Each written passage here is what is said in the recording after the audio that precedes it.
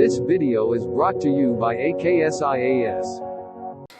Hi friends, welcome to our AKS IAS Academy. So ee roju how to prepare current affairs అనేటువంటిది నేను చెప్పాలనుకుంటున్నాను. So ఏంటంటే ఈ current affairs అనేటువంటిది మనకు కాంపిటేటివ్ ఎగ్జామ్స్ లో ఒక పార్ట్, అంటే ఇది ఒక సబ్జెక్ట్ కాకపోయినా ఇది ఒక పార్ట్గా ఉంది. కాంపిటేటివ్ ఎగ్జామ్స్కి ప్రిపేర్ అయ్యేటువంటి ఆల్ కాంపిటేటివ్ ఎగ్జామ్స్కి ప్రిపేర్ అయ్యేటువంటి అందరు అభ్యర్థులు కూడా, సీరియస్గా ప్రిపేర్ అయ్యే అభ్యర్థులు అందరూ కూడా రెగ్యులర్గా పేపర్ రీడింగ్ అనేటువంటి కంపల్సరీగా చేస్తారు, న్యూస్ పేపర్ రీడింగ్. సో ఒక్కొక్కరు 2-3 పేపర్లు రీడ్ చేస్తుంటారు. కొంతమంది ఒక పేపర్ను రెగ్యులర్గా ఫాలో అవుతూ ఉంటారు. కొంతమంది ఇంగ్లీష్ పేపర్స్ కూడా, తెలుగు న్యూస్ పేపర్స్తో పాటు ఇంగ్లీష్ పేపర్స్ కూడా ఫాలో అవుతారు. ఏంటంటే మనకి సివిల్స్, గ్రూప్స్, ఇతర కాంపిటేటివ్ ఎగ్జామ్స్ దాన్ని బట్టి మనకి ప్రిపరేషన్ ఉంటుంది. అయితే ఎవరికైనా కూడా కరెంట్ అఫైర్స్లో ఏ రకంగా ప్రిపేర్ అవ్వాలి అనేటువంటిది మనకు తెలిసి ఉండాలి. చాలామందికి కూడా ఇది తెలుసు, కొద్ది మందికి తెలియదు. సో ప్రిపరేషన్ అనేటువంటిది ఎలా చేయాలి, డైలీ మనం కరెంట్ అఫైర్స్ సంబంధించినటువంటి పాయింట్స్ ఎలా రాసుకోవాలి, అసలు ముందు దాన్ని ఏ విధంగా చదవాలి అనేటువంటిది కొద్ది మందికి తెలియదు. అందుకే చూడండి, మనకు ఎక్కువగా మన ఏకేఎస్ అకాడమీ వాళ్ళు, మన ఇన్స్టిట్యూట్ వాళ్ళు మనకు పేపర్ అనాలిసిస్ పైన కూడా క్లాసెస్ అప్లోడ్ చేయడం జరిగింది. లైవ్ సెషన్స్ కూడా పెట్టారు చాలా బ్రహ్మాండంగా. అదేవిధంగా మనకు వీక్లీ కరెంట్ బజ్ అని చెప్పి, తర్వాత మంత్లీ మ్యాగజైన్కి సంబంధించిన ఎక్స్ప్లెనేషన్ అని చెప్పేసి లక్ష్మీ ప్రసన్న మేడం గారు కూడా చాలా బ్రహ్మాండంగా చెప్తున్నారు. ఇంకా డిజిటల్ క్లాసెస్ ద్వారా చెప్తున్నారు. సో ఇక్కడ మనకు డైలీ పేపర్స్ అనేటువంటి డైలీ పేపర్ రీడింగ్ అనేది ఏం చేయాలి, కరెంట్ అఫైర్స్ అనేటువంటివి డైలీ ఎలా రాసుకోవాలి అనేది మనకు తెలుసుకుంటే సరిపోతుంది. ఓకేనా? అయితే మీరు పేపర్ రీడింగ్ చేసి మీరు నోట్స్ రాసుకోవడం అనేటువంటిది ఎక్కువ యూస్ఫుల్ అవుతుంది. కానీ అది ఏ పద్ధతిలో రాసుకోవాలి అనేటువంటిది, మనకు ఎలా చదవాలి అనేటువంటిది మాత్రం మనకు తెలియాలి. సో ముఖ్యంగా చూస్తే కరెంట్ అఫైర్స్ అనేటువంటిది ఒక లిమిట్ అనేటువంటిది లేదు. ఎందుకంటే ఇది ఒక సబ్జెక్ట్ కాదు కాబట్టి, ఒక పార్టే కానీ ఒక సబ్జెక్ట్ కాదు కాబట్టి దీనికి లిమిట్ అనేటువంటిది లేదు. కాబట్టి దీనికి లిమిట్స్ అనేటువంటివి మనమే ఏర్పాటు చేసుకోవాలి. ఓకేనా? అంతేకాకుండా ప్రతి సబ్జెక్టుకు ఒక సైంటిఫిక్ మెథడ్ అనేటువంటిది ఉంటుంది, ప్రిపేర్ ఎలా అవ్వాలి, దాన్ని అధ్యయనం చేయడం ఎలా అని. కానీ కరెంట్ అఫైర్స్ అనేది ఒక సబ్జెక్టుగా కాదు కాబట్టి, ప్రత్యేకించి ఒక స్పెషల్ సబ్జెక్ట్ కాదు కాబట్టి, సో దానికి సైంటిఫిక్ మెథడ్ అనేటువంటిది కూడా లేదు. కానీ సైంటిఫిక్ మెథడ్ అనేటువంటిది కూడా మనం తెలుసుకోవాలి, దానికి కూడా ఉంటుంది. దాన్ని కూడా ఎలా చదవాలని తెలుసుకోవడమే సైంటిఫిక్ మెథడ్. ఓకేనా? సో ఆ రకంగా చేస్తే మనం ఖచ్చితంగా సక్సెస్ అవుతాం. సో ప్రజెంట్ ట్రెండ్కి తగ్గట్టుగా క్వశ్చన్స్ కూడా ఎలా వస్తున్నాయి అనేది కూడా మనకు తెలియాలి. ఎందుకంటే సో సూటిగా అడిగేటువంటి వాటికంటే మనకు అనాలిసిస్గా ఎక్కువ చెప్తున్నారు. అందుకని పేపర్ అనాలిసిస్ మరియు కరెంట్ ఇష్యూస్ సంబంధించినటువంటివి చాలా మనకు క్లాసెస్ జరుగుతున్నాయి. అందుకని ఇక్కడ మనకు అనాలిసిస్ అనేటువంటిది ఎలా చేయాలి, ఉదాహరణకు ఒక ఆథర్ ఒక బుక్ రాశాడు, అంతే సరిపోతుందంటే కుదరదు. ఎందుకంటే ఆ బుక్ అసలు దేనికి సంబంధించినటువంటిది అర్థమవుతుందా? ఎందుకంటే ప్రధానమైనటువంటివి అయితేనే మనకు పేపర్లో ఇస్తారు. అయితే బుక్ యొక్క ఆథర్ మాత్రమే మనం చదువుకొని వెళ్తే, ఇప్పుడున్నటువంటి ట్రెండ్ ప్రకారం అయితే సో ఫలానా బుక్ అనేటువంటిది ఈ ఆథర్ రాసినటువంటిది, ఇందులో దేనికి సంబంధించినటువంటి అంశాలు ఉన్నాయి అని చెప్పేసి మనకు అడుగుతున్నారు. అవునా కదా? సో అదే రకంగా సో ఏదైనా ఒక అవార్డు పొందారే అనుకోండి, ఆ అవార్డు పొందినప్పుడు కూడా ఈ అవార్డు ఎవరిచ్చారు, సో ఈ అవార్డు గతంలో ఇండియన్స్ ఎవరైనా పొందారా, ఈ అవార్డు ఏ రంగంలో వచ్చింది, ఈ అవార్డు ఇచ్చేటువంటి సంస్థ యొక్క ప్రత్యేకత ఏమిటి, ఈ సంస్థ ఎక్కడిది, ప్రస్తుతం ఇతనికి అవార్డు ఇవ్వడానికి కారణం ఏంటి, ఇవన్నీ కూడా మనం యాంగిల్స్లో చదవాల్సి ఉంటుంది. తర్వాత సీక్వెన్స్ పద్ధతి అంటే ఏమిటి అంటే, ఫస్ట్ మనకు కరెంట్ అఫైర్స్లో పేపర్ రీడింగ్ చేసినప్పుడు ఫస్ట్ మనం రాసుకోవాల్సినటువంటి నోట్స్ ఏంటంటే, ఫస్ట్ మనకి ఇంటర్నేషనల్ ఇష్యూస్, అంటే ఒక సీక్వెన్స్ అనేది మనకు ఉండాలి. చదివేటప్పుడు అయినా కానీ, మనం నోట్స్ రాసుకునేటప్పుడు కానీ, ఇంటర్నేషనల్ ఇష్యూస్ కదా.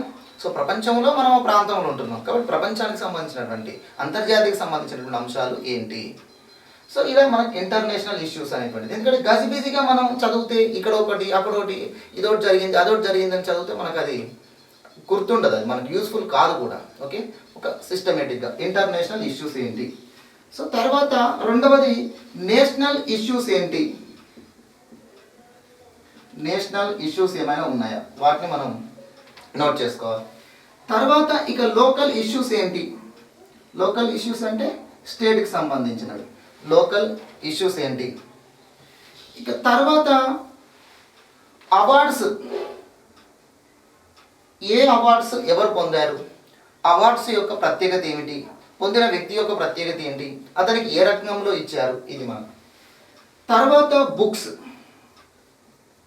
ఓకే, తర్వాత మనకు ఇంకా పర్సన్స్, ఓకేనా, బుక్స్, పర్సన్స్, అదేవిధంగా సైన్స్ అండ్ టెక్నాలజీకి సంబంధించినటువంటివి, ఇవన్నీ కూడా మనం ఒక సీక్వెన్స్గా నోట్స్ రాసుకోవాల్సి ఉంటుంది. చదివేటప్పుడు ఈ పద్ధతిలోనే చదవాలి, నోట్స్ రాసేటప్పుడు కూడా ఈ పద్ధతిలోనే మనం చదవాలి, ఓకేనా.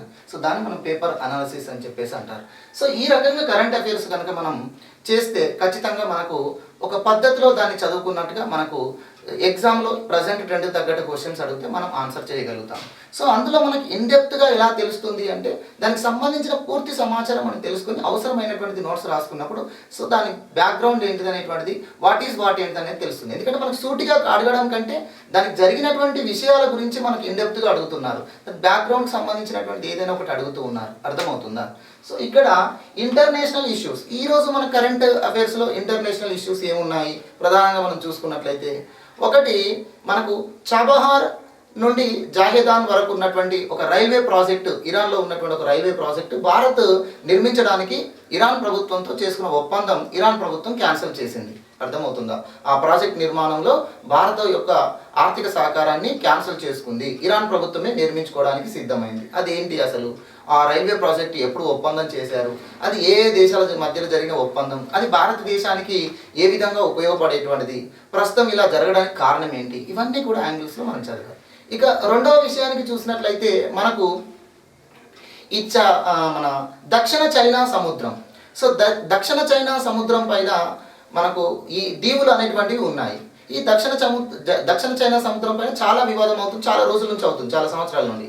సో దీనిపైన మొన్నటి రోజున మనకు అమెరికా ప్రభుత్వం చేసినటువంటి స్టేట్మెంట్కు నిన్నటి రోజున చైనా ఆ దక్షిణ చైనా సముద్రం యొక్క దీవుల పైన మరియు సముద్రం పైన 1000 సంవత్సరాల నుండి మాకు హక్కులు ఉన్నాయి అని చెప్పేసి పేర్కొంది. అందులో మనకు ఉన్నటువంటి అంశాలు ఏంటో మనం చూడాలి. తర్వాత నేపాల్ ప్రధానమంత్రి కేపీ శర్మ ఓలీ మళ్ళీ ఒక వివాదాస్పదమైన వ్యాఖ్యం చేశాడు. భారతదేశాన్ని రెచ్చగొట్టేటువంటి ప్రయత్నాన్ని ఈ మధ్యలో నేపాల్ చేస్తుంది. ఎందుకు అంటే చైనా వల్ల చేస్తుంది అని మనకు తెలుసు.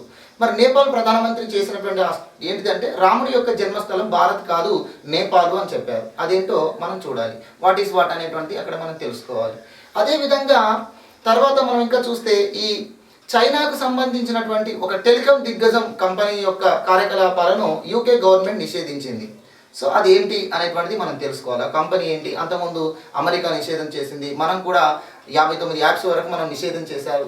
ఇది ఎందుకు జరిగింది, ఆ కంపెనీ ఏంటి, ఏ రకంగా నిషేధం యూకే ప్రభుత్వం విధించబోతుంది అనేటువంటిది మనం తెలుసుకోవాల్సి ఉంటుంది, ఓకేనా. ఇక తర్వాత ఇంకా మనకి ఇందులో ఇంటర్నేషనల్ ఇష్యూస్గా ఇంకా మనం చెప్పుకోవాలంటే చాలా వరకు ఉన్నాయి. అమెరికా ప్రభుత్వానికి సంబంధించినటువంటిది, అమెరికాలో ఈ మధ్య కాలంలో ప్రవాసీల పైన చాలా కఠినమైనటువంటి ఆంక్షలు విధిస్తున్నారు. అంటే అంతకుముందు మనకు కొత్తగా ప్రవాసీ వలస విధానంలో కొన్ని రూల్స్ అనేవి ఒబామా గారు తీసుకొచ్చిన రూల్స్ను క్యాన్సిల్ చేసి ట్రంప్ గారు కొత్త రూల్స్ తీసుకొచ్చారు. దానివల్ల అక్కడ తల్లిదండ్రులతో పాటు స్థిరపడినటువంటి పిల్లలకు కొంత ఇబ్బందికరంగా ఏర్పడింది. అది మనకు మొన్నటి వరకు జరిగింది. సో రీసెంట్గా మనకి ఏం జరిగింది, ఆన్లైన్ క్లాసెస్ ఎవరైతే వింటూ అమెరికాలో ఉన్నారో ఆ ప్రవాసీలందరూ కూడా తిరిగి వెళ్ళిపోవాల్సిందే. డైరెక్ట్ క్లాసులకు అటెండ్ అయ్యే వాళ్ళు మాత్రమే ఉండాలి, ఆన్లైన్ ద్వారా క్లాసెస్ వినేవాళ్ళు ఇక్కడ ఉండడానికి వీలు లేదు అని చెప్పేసి ఒక ఆర్డర్ పాస్ చేశారు జూలై 6న. సో ఆర్డర్ను కోర్టులో సవాల్ చేశారు కొన్ని యూనివర్సిటీ వాళ్ళు. దానితో కొన్ని కంపెనీస్ దాన్ని కోర్టులో పిటిషన్ వేశారు. దాంతోపాటు కొన్ని యుఎస్ స్టేట్స్ కూడా పిటిషన్ వేశాయి. మొత్తానికి దీనికి సంబంధించినటువంటి జడ్జిమెంట్ నిన్న రావడం జరిగింది. సో ఆ జడ్జిమెంట్ ఏంటి, దానివల్ల మన ప్రవాసీ భారతీయులకు కొంత ఉపశమనం లాంటిది, కొంతవరకు ఆనందదాయకమైనటువంటి విషయమే. అది ఏ రకమైనటువంటి ఎంతమంది దానివల్ల లబ్ధి పొందేటువంటి అవకాశం ఉంటుంది, అదొక ఇష్యూ మనకు ఇంటర్నేషనల్ ఇష్యూగా మనం చదవాల్సినటువంటిది, ఓకేనా. ఇక తర్వాత మనకి నేషనల్ ఇష్యూస్ కనుక తీసుకుంటే బోలెడు ఉంటాయి నేషనల్ ఇష్యూస్. ముఖ్యంగా నేషనల్ ఇష్యూస్లలో మనకు పొలిటికల్ ఇష్యూస్ అనేవి ఎక్కువగా ఉంటాయి.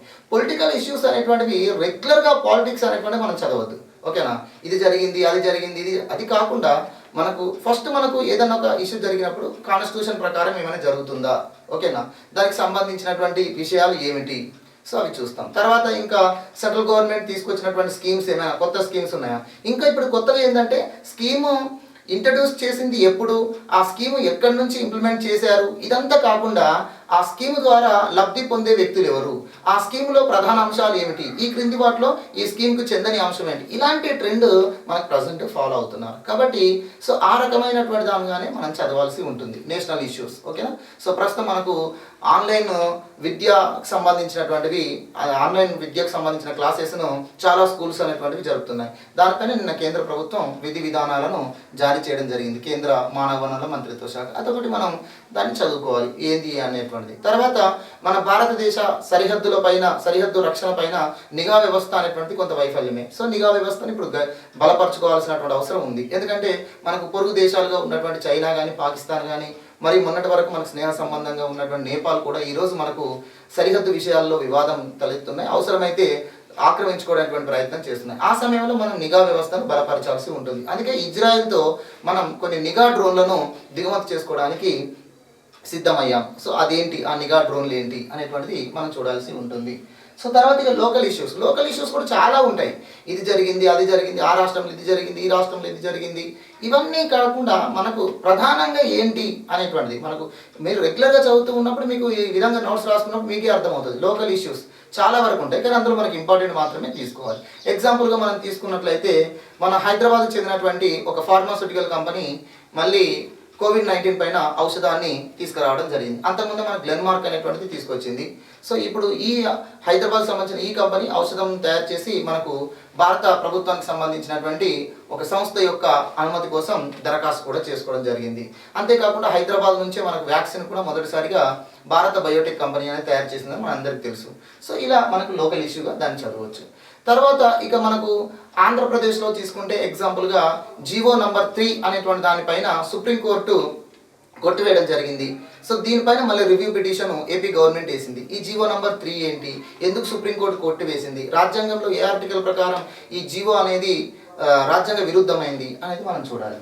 సో తర్వాత అవార్డ్స్, ఇక చాలా అవార్డ్స్ అనేటువంటివి వచ్చాయి. అందులో ముఖ్యమైనటువంటి అవార్డ్స్ ఏంటి అనేటువంటి మనం చూడాలి. ఇప్పుడు మనకు ప్రధానంగా ఈరోజు చూసినట్లయితే వాన్ కర్మన్ అనేటువంటి అవార్డు, అసలు ఈ అవార్డు ఎవరిస్తారు, ఈ అవార్డు ప్రస్తుతం ఏ రంగంలో ఇవ్వడం జరిగింది, ఈ అవార్డు ఇచ్చే సంస్థ ఎక్కడ ఉంటుంది, తర్వాత ఈ అవార్డు గతంలో మన భారతీయులు ఎవరైనా పొందారా, సో ఇవన్నీ ఈ అవార్డు ఎందుకు ఏర్పాటు చేశారు, ఈ రకంగా మనం చదవాల్సి ఉంటుంది.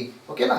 సో తర్వాత గ్లోబల్ లీడర్షిప్ అనేటువంటి ఒక అవార్డు మనకు USIBC కౌన్సిల్ అనేటువంటిది ఒకటి ఇచ్చింది. ఆ అవార్డు ఎవరు పొందారు, సో అవార్డు ప్రత్యేకత ఏమిటి అనేటువంటిది కూడా మనం చదవాల్సి ఉంటుంది. ఓకే. ఇక తర్వాత బుక్స్.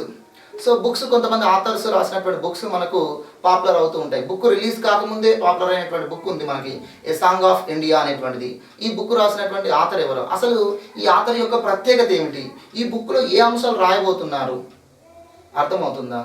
సో ఈ బుక్లో ఎలాంటి అంశాలు ఉండబోతున్నాయి, దీనికి అంత ఇంపార్టెన్స్ ఎందుకు ఇచ్చారు, అంతే కదండి. ఒక బుక్ వచ్చిందంటే బుక్ రాసిన ఆథర్కు ఒక ప్రత్యేకత ఉండాలి, లేదంటే బుక్లో ఏదో ఒక అంశం రాబోతుంది అని చెప్పేసి ఎదురు చూస్తూ ఉండడం, అందుకే అది పాపులర్ అవుతుంటుంది. కాబట్టి ఆ యాంగిల్లో మనం ఆస్పెక్ట్లో చదివితేనే మనకి ఎగ్జామ్లో కూడా అలానే క్వశ్చన్స్ అడుగుతున్నారు, మనం చేయాల్సి ఉంటుంది. తర్వాత ఇంకా పర్సన్స్, తర్వాత ఇంకా మనం చూసుకుంటే ఎన్విరాన్మెంట్కి సంబంధించినటువంటివి అగ్రిమెంట్స్ కానీ, తర్వాత ఇంకా మనం చూసుకుంటే సైన్స్ అండ్ టెక్నాలజీ సంబంధించినవి, ఇంకా చూసుకుంటే స్పోర్ట్స్, ఇలా చాలా వరకు మనకు ఉంటాయి. సో ఆ రకంగా ఒక్కొక్క దాన్ని మనం స్పెసిఫిక్గా డివైడ్ చేసుకొని స్పెసిఫిక్గా చదువుకుంటూ నోట్స్ రాసుకుంటే అది మనం సక్సెస్ఫుల్గా సైంటిఫిక్గా మనం కరెంట్ అఫైర్స్ను ఫాలో అవుతున్నట్టుగా, చదువుతున్నట్టుగా, మనం ప్రిపరేషన్ అనేటువంటిది ఉన్నట్టుగా మనకు తెలుస్తుంది. ఓకే.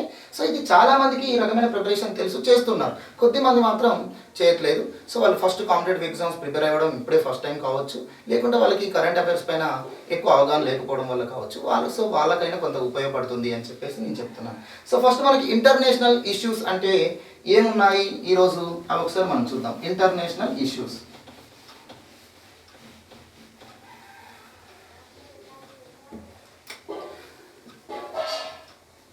సో చాబహార్ జహేదాన్ అనేటువంటి రైల్వే ప్రాజెక్ట్ ఈరోజు మనకు ఇంటర్నేషనల్ ఇష్యూస్లో ఉన్నటువంటి ఒక టాపిక్. చాబహార్ జహేదాన్ రైల్వే ప్రాజెక్ట్, ఈ ప్రాజెక్టు ఇరాన్లో నిర్మించడానికి మన భారత ప్రభుత్వం ఒప్పందం చేసుకుంది. ఆ ప్రాజెక్ట్ నిర్మాణం మనమే చేస్తాము, ఆర్థికంగా పూర్తిగా మనమే ఖర్చు పెట్టి చేస్తాము అని చెప్పేసి. ఇది ఎందుకంటే ఆ దేశంతో మనకు సంబంధాలు మెరుగుపరచుకోవడం కోసము, తర్వాత వ్యాపారంగానే కాకుండా, వాణిజ్యంగానే కాకుండా మనకు దౌత్య రీత్యా కూడా వ్యూహాత్మకమైనటువంటి ఒక ఒప్పందం. ఈ చాబహార్ జహేదాన్ అనేటువంటి రైల్వే ప్రాజెక్ట్ ఏంటిదంటే ఫస్ట్ మనకి ఇక్కడ చాబహార్ పోర్ట్ అనేటువంటిది ఒకటి నిర్మించడానికి భారత ప్రభుత్వం ఒప్పందం చేసుకుంది. ఇరాన్లో చబహార్ అనేటువంటి పోర్టు నిర్మాణానికి భారత ప్రభుత్వం ఆర్థిక సహకారంతో నిర్మిస్తామని ఒప్పందం చేసుకుంది ఫస్ట్. ఆ చబహార్ పోర్టు నుంచే మనకు జాహిదాన్ వరకు రైల్వే ప్రాజెక్ట్ అనేటువంటిది నిర్మించడానికి కూడా భారత ప్రభుత్వమే ఒప్పందం చేసుకుంది. సో ఈ ఒప్పందం ఎందుకు చేసుకోబడింది అంటే మనం ముఖ్యంగా ఈరోజు ఈ మధ్య కాలంలో మనకు చైనా యొక్క వ్యవహార శైలిలో చాలా వరకు భారత ప్రభుత్వాన్ని ఇబ్బందుల పాలు చేయాలనేటువంటి ప్రయత్నం చేస్తుంది. సో ఆ ఇబ్బందుల పాలు చేయాలి అనేటువంటి దాని దుర్మార్గమైనటువంటి ఆలోచనలు దానికి నష్టం కలిగిస్తూ ఉండొచ్చు. ఎందుకంటే ఈరోజు చాలా దేశాలు దాన్ని వ్యతిరేకిస్తున్నాయి. సో ఎందుకంటే ప్రధానంగా భారతదేశాన్ని టార్గెట్ చేయడానికి కారణం ఏంటి? ఆసియా ఖండంలో చైనా అగ్రదేశంగా ఎదుగుతున్న దేశమే, కానీ ఇంకోరు ఎదగడానికి అది ఇష్టపడదు అన్నట్టు. అందుకే చైనా అగ్రదేశంగా అమెరికానే అధిగమించాలి అనేటువంటి సమయంలో అమెరికాతో పోటీ పడడం అంటే ఓకే, కానీ భారతదేశంతో పోటీ పడుతుంది. ఎందుకంటే ఆసియా ఖండంలో చైనాకు అందరూ లోబడి ఉండాలి. ఆ చైనాను ఎదుర్కొనేటువంటి సత్తా ఒక భారత్ మాత్రమే ఉంటుంది. ప్రపంచం ఆర్థిక వ్యవస్థలో భారత్ ఒక స్థాయిలో ఎదుగుతుంది అనేటువంటిది దానితో భారతదేశాన్ని కట్టడి చేయాలి అనేటువంటి ఉద్దేశంతో సరిహద్దు వివాదాలను తీసుకురావాలి అనేటువంటి అనేక ప్రయత్నాలు. అంతేకాకుండా మన పొరుగు దేశాలతో మనకే ఇబ్బందులు వచ్చే విధంగా వాటితో లాభకరమైనటువంటి ఒప్పందాలు, అంటే ఎవరికి లాభకరము? ఆ దేశాలన్నిటికీ కూడా ఆశ చెప్పి రుణాలు ఇవ్వడం కానీ, లేదంటే కొన్ని పోర్టుల నిర్మాణానికి మేమే ముందుకు వస్తామని చెప్పేసి చైనా ఆ దేశాలతో ఒప్పందం చేసుకుని ఇలా చేస్తూ ఉంది. ఓకేనా?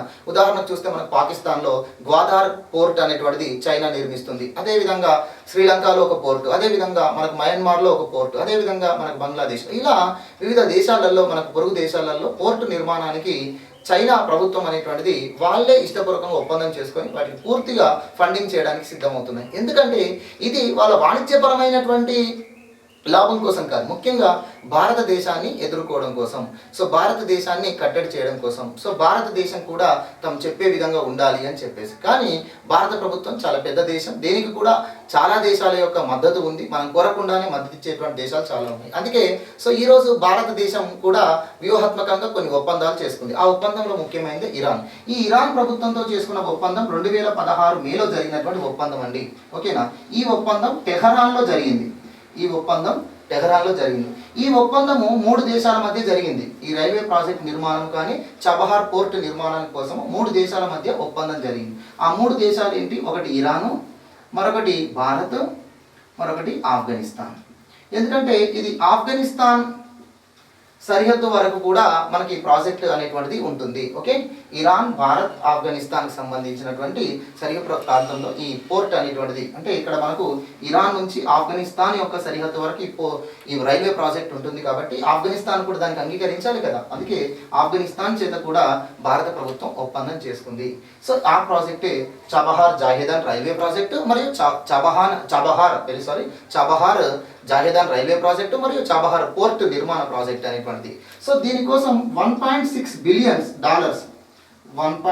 బిలియన్ మన ప్రభుత్వం ఖర్చు చేయడానికి అంగీకరించింది. మన ప్రభుత్వమే ఖర్చు చేయడానికి అంగీకరించింది. సో ఈ రైల్వే ప్రాజెక్ట్ నిర్మాణం అనేటువంటిది మన ఇండియన్ రైల్వే కన్స్ట్రక్షన్ లిమిటెడ్ వాళ్ళు దీన్ని నిర్మించడానికి అగ్రిమెంట్ చేసుకున్నారు. ఇండియన్ రైల్వే కన్స్ట్రక్షన్ లిమిటెడ్ వాళ్ళు దీనికి అగ్రిమెంట్ చేసుకోవడం జరిగింది. ఇది భారత ప్రభుత్వము మరియు ఈ దేశాల మధ్య జరిగినటువంటి ఒప్పందం. మరి ఇప్పుడు ఏం జరిగింది? ఈ ఒప్పందం జరిగి 2016లో జరిగినటువంటి ఒప్పందం ఇప్పుడు దీన్ని క్యాన్సిల్ ఎందుకు చేసుకున్నారు? ఈ నిర్మాణాన్ని అర్ధాంతరంగా ఆపారా అంటే కాదండి. యాక్చువల్గా ఈ ఒప్పందం జరిగింది, కానీ ఈ రైల్వే ప్రాజెక్ట్ నిర్మాణ పనులు మాత్రం మన భారత ప్రభుత్వము పూర్తి చేయలేదు. ఎందుకు పూర్తి చేయలేదు అంటే, సో ఇరాన్ లాంటి దేశాలతోటి ఏ దేశమైన ఒప్పందం చేసుకున్నా దానిపైన అమెరికా ఆంక్షలు విధిస్తుంది. ఎందుకంటే అమెరికాకు ఇరాన్కు మధ్య ఉన్నటువంటి విభేదాలే దానికి కారణం. సో ఆ రకంగా మనం ఇరాన్తో ఈ ఒప్పందం చేసుకున్నాం కాబట్టి మనకు అమెరికా కొన్ని దౌత్యపరమైనటువంటి వాణిజ్యపరమైనటువంటి విషయాలలో ఆంక్షలు విధించింది.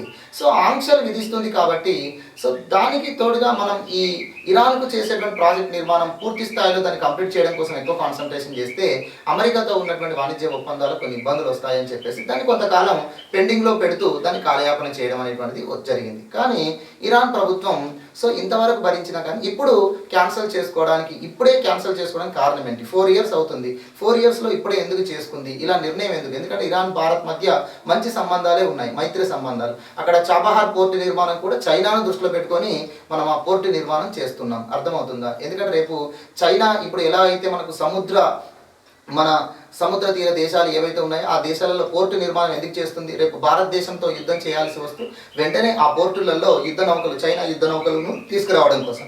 అలానే మనకు ఇరాన్లో చాబహార్ పోర్టులో కూడా మనకు ఆ నిర్మాణం చేసినట్లయితే అక్కడ మనకు సైన్యం ఎప్పుడైనా యుద్ధం చేసినప్పుడు సైనికంగా కూడా అది మనకు ఉపయోగపడుతుంది, మరియు వాణిజ్యపరంగా ఉపయోగపడుతుంది.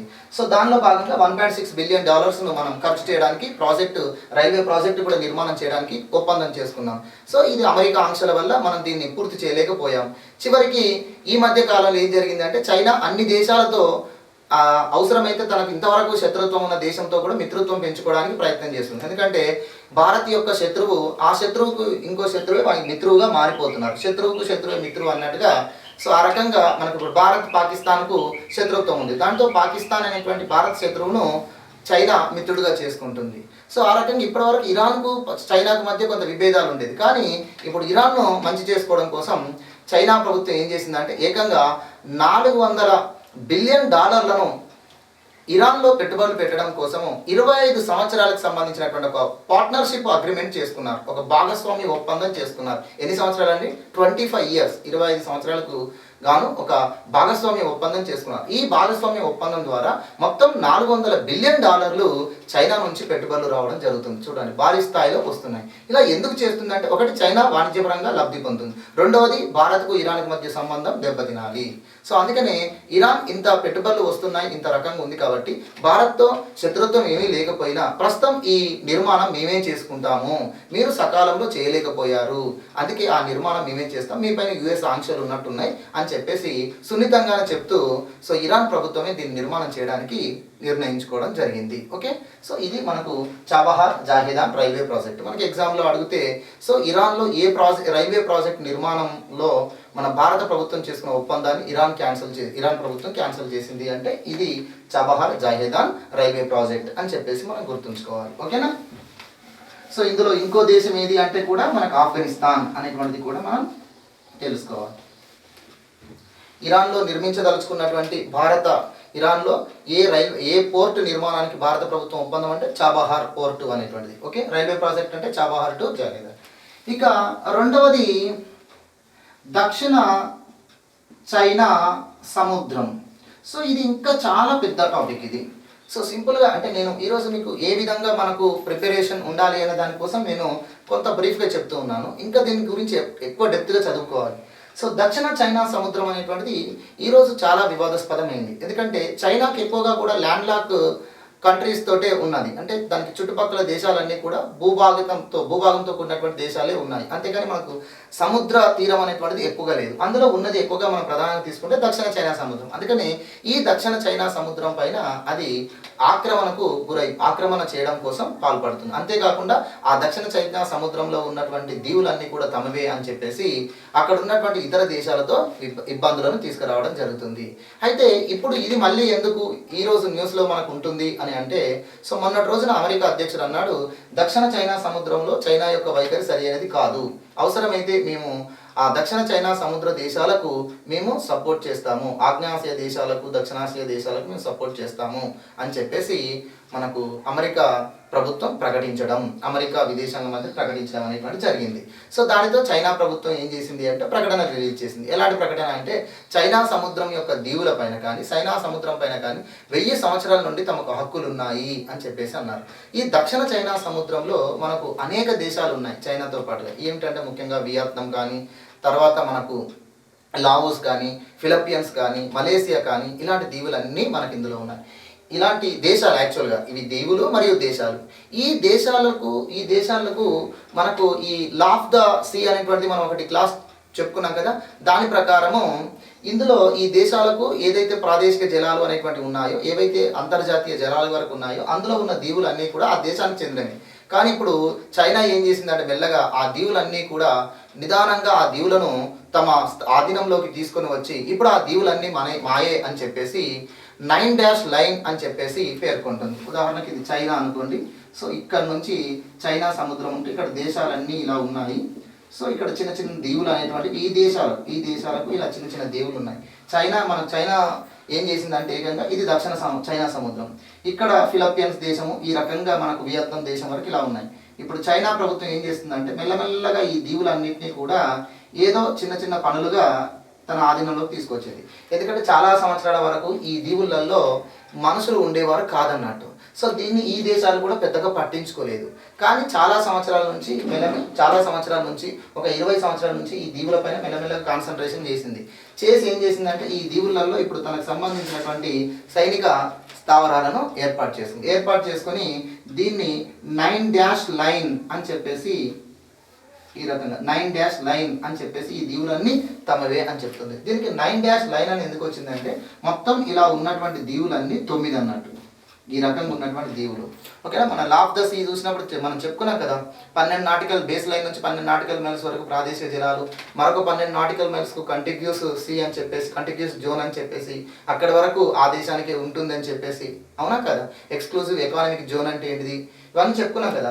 సో కాబట్టి ఇవి అన్ని దీవులు యాక్చువల్గా ఈ దేశాలకు చెందినవి. కానీ ఇప్పుడు వీటన్నిటిని కూడా తమ ఆధీనంలోకి తీసుకొని ఇవన్నీ నాయే, వీటిపైన నాకు 1000 సంవత్సరాల నుండి హక్కులు ఉన్నాయి, దీనిపైన ఎవరు స్టేట్మెంట్ చేయడానికి నేను అంగీకరించను అని చెప్పేసి సో అన్ని దేశాలతో గొడవ పెట్టుకోవడానికి సిద్ధమవుతుంది. ఎందుకంటే దీవుల యొక్క అవసరం ఏంటిది అనేటువంటిది ఈ దేశాలు తెలుసుకోలే, కానీ చైనా తెలుసుకుంది. చైనా మొత్తం ఆధిపత్యం చేయాలనుకుంటుంది కాబట్టి ఒక స్టెప్ ముందుకేస్తుంది అది.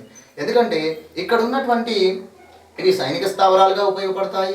తర్వాత ఇక్కడ ఒక దీవి తమ ఆధీనంలోకి వచ్చింది అనుకోండి, ఈ దీవి చుట్టూ ఉన్నటువంటి సముద్ర జలాల్లో ఉన్నటువంటి వనరులన్నీ కూడా చమురు నిక్షేపాలు ఏమైనా కూడా అప్పుడు చైనా ప్రభుత్వానికి పోతాయి కదా. అదొక దీవి వదిలేద్దామని చెప్పడానికి వీలుండదు. అది ఈ దేశాలకు రక్షణ పరంగా ఇబ్బందే. తమ ఆధీనం తమ దగ్గరలో ఉన్నటువంటి తమకు చెందాల్సినటువంటి అంతర్జాతీయ న్యాయం ప్రకారం తమకు చెందాల్సిన దీవిని ఆక్యుపై చేసుకోవడమే కాకుండా రేపు ఈ దేశానికి, ముఖ్యంగా ఫిలిప్పీన్స్ దేశం బాగా వ్యతిరేకిస్తుంది, ఈ దేశానికి ఇబ్బంది కదా రక్షణ పరంగా. కాబట్టి రక్షణ పరంగా ఇబ్బంది కాబట్టి ఈ దేశాన్ని బెదిరించి ఈ దేశంతో వాణిజ్య ఒప్పందాలు చేసుకొని తను లబ్ధి పొందేలా చేయడం. అందుకని దీన్ని ప్రస్తుతం దక్షిణ చైనా సముద్రం యొక్క దీవులపైన తమకు 1000 సంవత్సరాల నుండి హక్కులు ఉన్నాయి అని చెప్పేసి ప్రకటన చేయడం అనేటువంటి జరిగింది. ఓకే, ఇంట్లో కొంచెం ఈ దీవులు ఏంటిది అనేటువంటిది కూడా మనం చదవాలి. సో దీనిపైన ఒక క్లాస్ కూడా మీకు నేను చేస్తాను. దక్షిణ చైనా సముద్రము ఇది ఇంటర్నేషనల్ ఇష్యూస్, ఐఆర్ కింద మనకి ఇంటర్నేషనల్ రిలేషన్గా. ఇక తర్వాత మరొక ఇష్యూ ఏంటిదంటే నేపాల్ ప్రధానమంత్రి. సో నేపాల్ ప్రధానమంత్రి చేసినటువంటి స్టేట్మెంటు, నేపాల్ ప్రధానమంత్రి ఎవరంటే కేపీ శర్మ ఓలీ ఏకంగా రాముడి యొక్క జన్మస్థలం భారత్ కాదు నేపాల్ అని చెప్పేసి అంటాడు. ఎందుకు ఇలా అన్నాడు అంటే తెలుసు మనకు, చైనా యొక్క సహకారం, చైనా ఈ విధంగా మనపైన నేపాల్ను రెచ్చగొడుతుందని మనకు తెలుసు. సో అయినప్పటికీ మనం కొన్ని సరిహద్దు విషయాలలో మనకు వివాదం వచ్చినా కూడా మనం కొంచెం సున్నితంగానే వ్యవహరిస్తున్నాం. ఎందుకంటే పొరుగు దేశం చిన్న దేశం అయినా కూడా పొరుగు దేశం కాబట్టి దానికి మనకు మైత్రి సంబంధాలు ఉంటేనే చైనా లాంటి దేశాలను మనం ఎదుర్కోవడానికి ఉపయోగపడుతుంది. కాబట్టి ఇప్పుడు నేపాల్కు ఆర్థికంగా అన్ని రకాలుగా చైనా సపోర్ట్ చేయడము. రెండవ విషయం ఏంటంటే నేపాల్లో ఆల్రెడీ కేపీ శర్మ ప్రభుత్వానికి పూర్తి వ్యతిరేకత మొదలైంది. ప్రతిపక్షమైనటువంటి అక్కడ ఉన్నటువంటి కమ్యూనిస్ట్ పార్టీ అనేది బలంగా మారడం. సో ఈ సమయంలో అక్కడ ఉన్నటువంటి అంతర్గత కలహాలలో, అంతర్గత వివాదంలో చైనా ఇన్వాల్వ్ అయ్యి కేపీ శర్మ ప్రభుత్వాన్ని కాపాడేటువంటి ప్రయత్నం చేయడం, ఇవన్నిటితో సో మనపై రెచ్చగొట్టే విధంగా ఎంత అంటే అంత మాట్లాడడానికి కేపీ శర్మ సిద్ధమవుతున్నాడు. మొన్నటి వరకు అసలు నేపాల్లో కరోనా వైరస్ ఈ రకంగా విస్తృతం కావడానికి భారతదేశమే కారణం అన్నాడు. సో ఇప్పుడేమో రాముడి యొక్క జన్మస్థలం అనేటువంటిది భారత్ కాదు నేపాల్ అంటున్నాడు. సో మొన్న ఏమని చెప్పాడు, ప్రధానంగా చూసుకుంటే ఆ దీవులు అనేటువంటివి లిపులేకు, కాలాపాని, లింపియోదర దీవులు అనేటువంటివి ప్రాంతాలు అనేటువంటి మావే సరిహద్దు ప్రాంతాలు. సో భారతే అనవసరంగా వాళ్ళ యొక్క భారత అధికార మ్యాప్లు చూపిస్తున్నారు అని చెప్పేసి వాళ్ళు ఏకంగా రాజ్యాంగ సవరణ చేసి ఆ ప్రాంతాలు తమవి అని చెప్పేసి అన్నారు. సో ఇప్పటికీ దీనికి గురించి ఇంకా చర్చ జరుగుతూనే ఉంది. సో ఇప్పుడు రాముడి యొక్క జన్మస్థలం వివాదాస్పదం చేయడానికి కారణం ఏమిటి అంటే ప్రస్తుతం మనకు ఉన్నటువంటి ప్రభుత్వము అయోధ్యలో రాముడి యొక్క జన్మస్థలం అనేటువంటి అయోధ్య పైన సుప్రీంకోర్టు కేసు ఇవ్వడం, దీనిపైన ఇప్పుడు ఆలయ నిర్మాణం అనేటువంటి జరుగుతుండడం, ఇది ప్రస్తుతం అధికారంలో ఉన్నటువంటి ప్రభుత్వం తనకు ప్రెస్టేజ్గా గొప్పగా తీసుకోవడం, దానితో ప్రధానమంత్రి ప్రస్తుతం ఉన్నటువంటి కేంద్ర ప్రభుత్వానికి ముఖ్యంగా నరేంద్ర మోడీ నాయకత్వానికి కొంత రెచ్చగొట్టే విధంగా ఇబ్బందులు కల్పించాలనేటువంటి ఉద్దేశంతో రాముడి యొక్క జన్మస్థలం నేపాల్, భారత్ కాదు అన్నారు. ఎందుకు ఇలా చెప్తున్నాడు అంటే కొన్ని ఆధారాలు చూపిస్తున్నాడు. ఏంటి ఆధారాలు అంటే చూడండి, భారతదేశంలోని అయోధ్య రాముడి యొక్క జన్మస్థలమా కాదా అనేది వివాదాస్పదం కాబట్టి అది సుప్రీంకోర్టు పరిధిలోకి వెళ్ళింది. అంతకాలం అది వివాదాస్పదంగా ఉంది. కానీ నేపాల్లో మాత్రం రాముడి యొక్క జన్మస్థలం అనేటువంటిది ఎలాంటి వివాదాస్పదం లేకుండా ఉంది అని చెప్పేసి అన్నారు. అదేమిటయ్యా అంటే తోరి అనేటువంటి ప్రాంతం అంట. తోరి, ఓకేనా? తోరి అనేటువంటి ప్రాంతం మనం ప్రధానంగా నేపాల్లో ఉన్న ప్రాంతం. ఈ ప్రాంతం వద్ద రాముడు జన్మించాడు, ఇది రాముడి యొక్క జన్మస్థలంగా ఉంది అని చెప్పేసి అంటారు. సో అదేవిధంగా సీత యొక్క జన్మస్థలం జనకపురి అనేటువంటిది ఒక ప్రాంతం ఉంది. అక్కడ జనకపురి అనేటువంటి ఒక ప్రాంతం ఉంది. ఆ జనకపురి అనేటువంటి ప్రాంతం సీత యొక్క జన్మస్థలంగా అక్కడ పూజలు చేస్తూ ఉంటారు. సో అక్కడ సీతకు సంబంధించినటువంటి దేవాలయాలు ఉన్నాయి. సో కాబట్టి జనకపురి సీత యొక్క జన్మస్థలము, మరియు ఈ తోరి అనేటువంటి ప్రాంతమే రాముడి యొక్క జన్మస్థలం. ఎందుకంటే ఇక్కడే మనకు అయోధ్యగా చెప్పబడేటువంటి ప్రాంతం ఉంది అని చెప్పేసి మనకు పేర్కొనడం జరుగుతుంది. తర్వాత ప్రధానంగా ఇక్కడ ఒక ప్రాంతం బిర్గంజ్ అనేటువంటి ఒక ప్రాంతం ఉంది. ఈ బిర్గంజ్ అనేటువంటి ప్రాంతంకు దగ్గరలోనే తోరి ఉంటుంది. సో ఇదే అయోధ్యగా ఉన్నటువంటి ప్రాంతము. ఇక్కడే రాముడి యొక్క జన్మస్థలం. ఒకవేళ రాముడి యొక్క జన్మస్థలం భారత్లోని అయోధ్య అయితే మరి సీత జనకపురి, ఎందుకంటే చాలామంది హిందువుల యొక్క విశ్వాసం కూడా సీత యొక్క జన్మస్థలము కొంతమంది నేపాల్లో ఉంటుంది అని చెప్పేసి భావిస్తుంటారు. ఎందుకంటే అక్కడ సీత సంబంధించినటువంటి దేవాలయాలు ఉండడాన్ని బట్టి.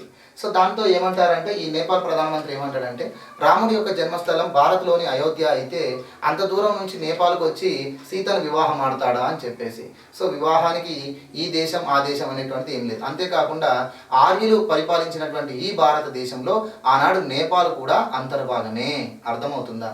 అయితే ఈ హైందవ సంస్కృతిలో భాగంగా, వైదిక నాగరికతలో భాగంగా రామాయణము మహాభారతం అనేటువంటి ఇతిహాస గ్రంథాలలో కొన్ని ప్రాంతాలు ప్రస్తావించారు. ఆ ప్రాంతాలలో అయోధ్య గురించి ఎక్కువ చెప్పారు. ఆ అయోధ్య అనేటువంటిది ప్రస్తుతం భారతదేశంలో ఉన్నటువంటి అయోధ్య అనడానికి సాహిత్య ఆధారాలే కాదు, మనకు చారిత్రకమైనటువంటి ఆధారాలు కూడా ఉన్నాయి. ఎందుకంటే మనకు సుప్రీంకోర్టు అయోధ్య వివాదం చెప్పడం, అయోధ్య వివాదానికి సంబంధించినటువంటిది దానిలో తీర్పు ఇవ్వడంలో ఆ చారిత్రకమైనటువంటి ఆధారాలను కూడా చూపించడం జరిగింది.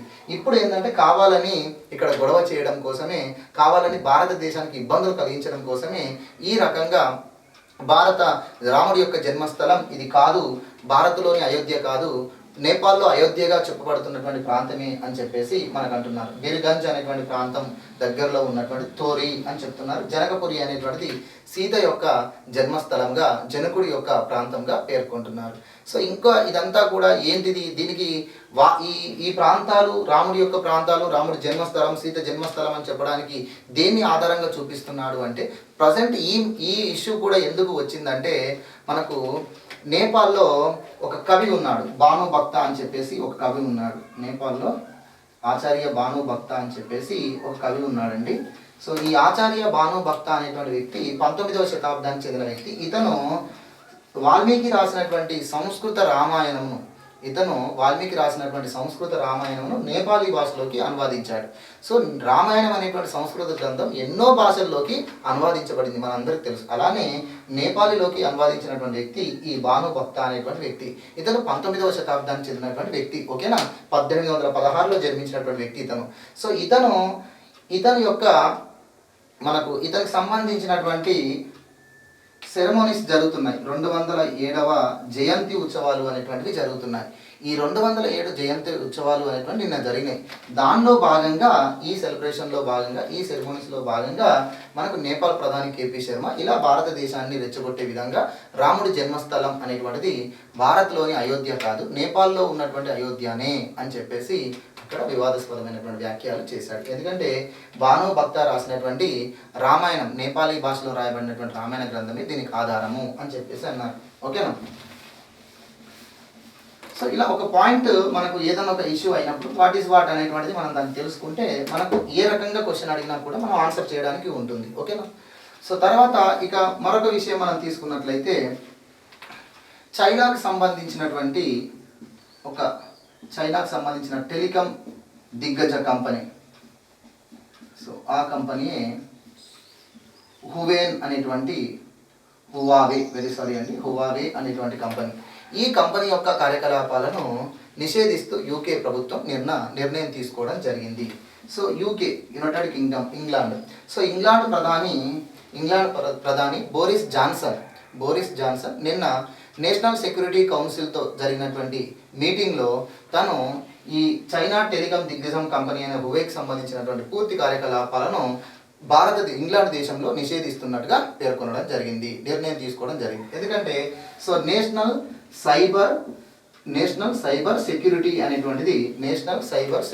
అనేటువంటిది సో ప్రధానంగా ఈ హువావే అనేటువంటి ఈ చైనా టెలికాం దిగ్గజం సంబంధించిన 5Gకి సంబంధించినటువంటి సేవల వల్ల భారతదేశానికి మరియు అమెరికాకు ఏ విధంగా అయితే ఇబ్బందులు ఉంటున్నాయి అనుకున్నారో అలానే బ్రిటిష్ దేశంలో కూడా ఇబ్బందులు వస్తాయి. ఎందుకంటే సైబర్ క్రైమ్స్ అనేటువంటి పెరగవచ్చు. సో ఇది ఇంగ్లాండ్ దేశం యొక్క అంతర్గత భద్రతకు కూడా ముప్పు కలుగుతుంది. ఇంగ్లాండ్కి సంబంధించినటువంటి సమాచారం చైనాకు చేరవేయడానికి ఈ 5G సేవలు అనేటువంటివి, ఓకేనా, ఇప్పుడు మనకు 4G అనేటువంటిది ఉంది కదా. సో ఈ హువేవే అనేటువంటిది 5G సేవలు అనేటువంటిది ఇంగ్లాండ్లో కొనసాగిస్తుంది. సో దానికి సంబంధించినటువంటి వైఫైకి సంబంధించినటువంటి పరికరాలు కూడా 5Gకి సంబంధించినటువంటి వైఫై పరికరాలు కూడా ఇక నుండి ఉపయోగించకూడదు అని చెప్పేసి అన్నారు. హువేవే అనేటువంటి టెలికాం దిగ్గజం కంపెనీకి సంబంధించినటువంటి 5G సేవలకు సంబంధించినటువంటి పరికరాలు ఏవైతే ఉంటాయో, వైఫై కావచ్చు, ఇతర పరికరాలు ఏవైతే ఉంటాయో వాటిని 2020 డిసెంబర్ 31వ తేదీ నుంచి 2020 డిసెంబర్ 31వ తేదీ తర్వాత 2020 డిసెంబర్ 31వ తేదీ తర్వాత వాటిని ఇక కొనుగోలు చెయ్యము అని చెప్పేసి ఒక నిర్ణయం తీసుకోవడం అనేది జరిగింది. సో మొత్తానికి టెలికాం దిగ్గజం కంపెనీ సేవలు నిషేధించారు.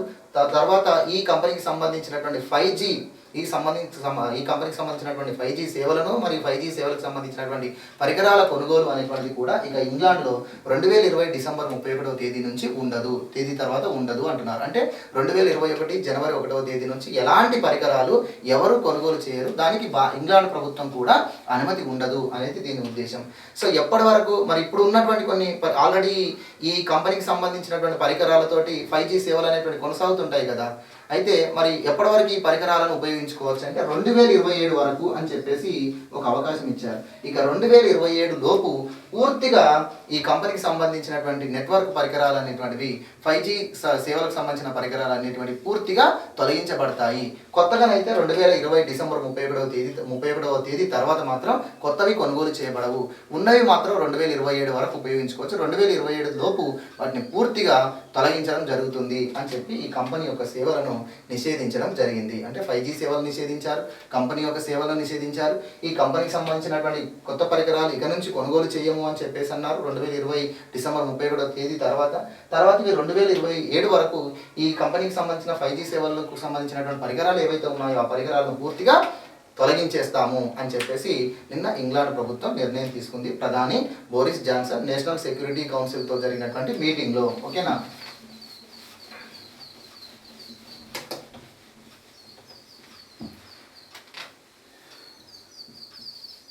ఇక మరొకటి అమెరికాకు సంబంధించినటువంటి ఇష్యూ. సో అమెరికా అధ్యక్షులు ట్రంప్ ప్రభుత్వం ప్రస్తుతం మనకు ఈ ఆన్లైన్ క్లాసెస్కి సంబంధించినటువంటిది ఒక స్టేట్మెంట్, ఒక ఆర్డర్ అనేది తీసుకొచ్చారు. ఆ ఆర్డర్ తీసుకొచ్చింది ఎవరయ్యా అంటే ప్రధానంగా immigration and customs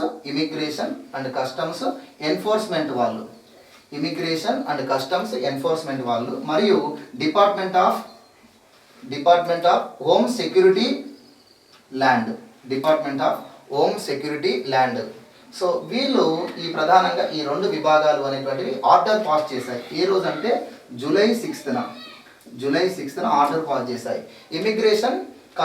immigration and customs enforcement వాళ్ళు జూలై 6న దీనికి అనుబంధంగా ఆర్డర్ పాస్ చేశారు. ఆ ఆర్డర్ ఏమిటి అంటే ఆన్లైన్ క్లాసెస్ ద్వారా ఎవరైతే విద్య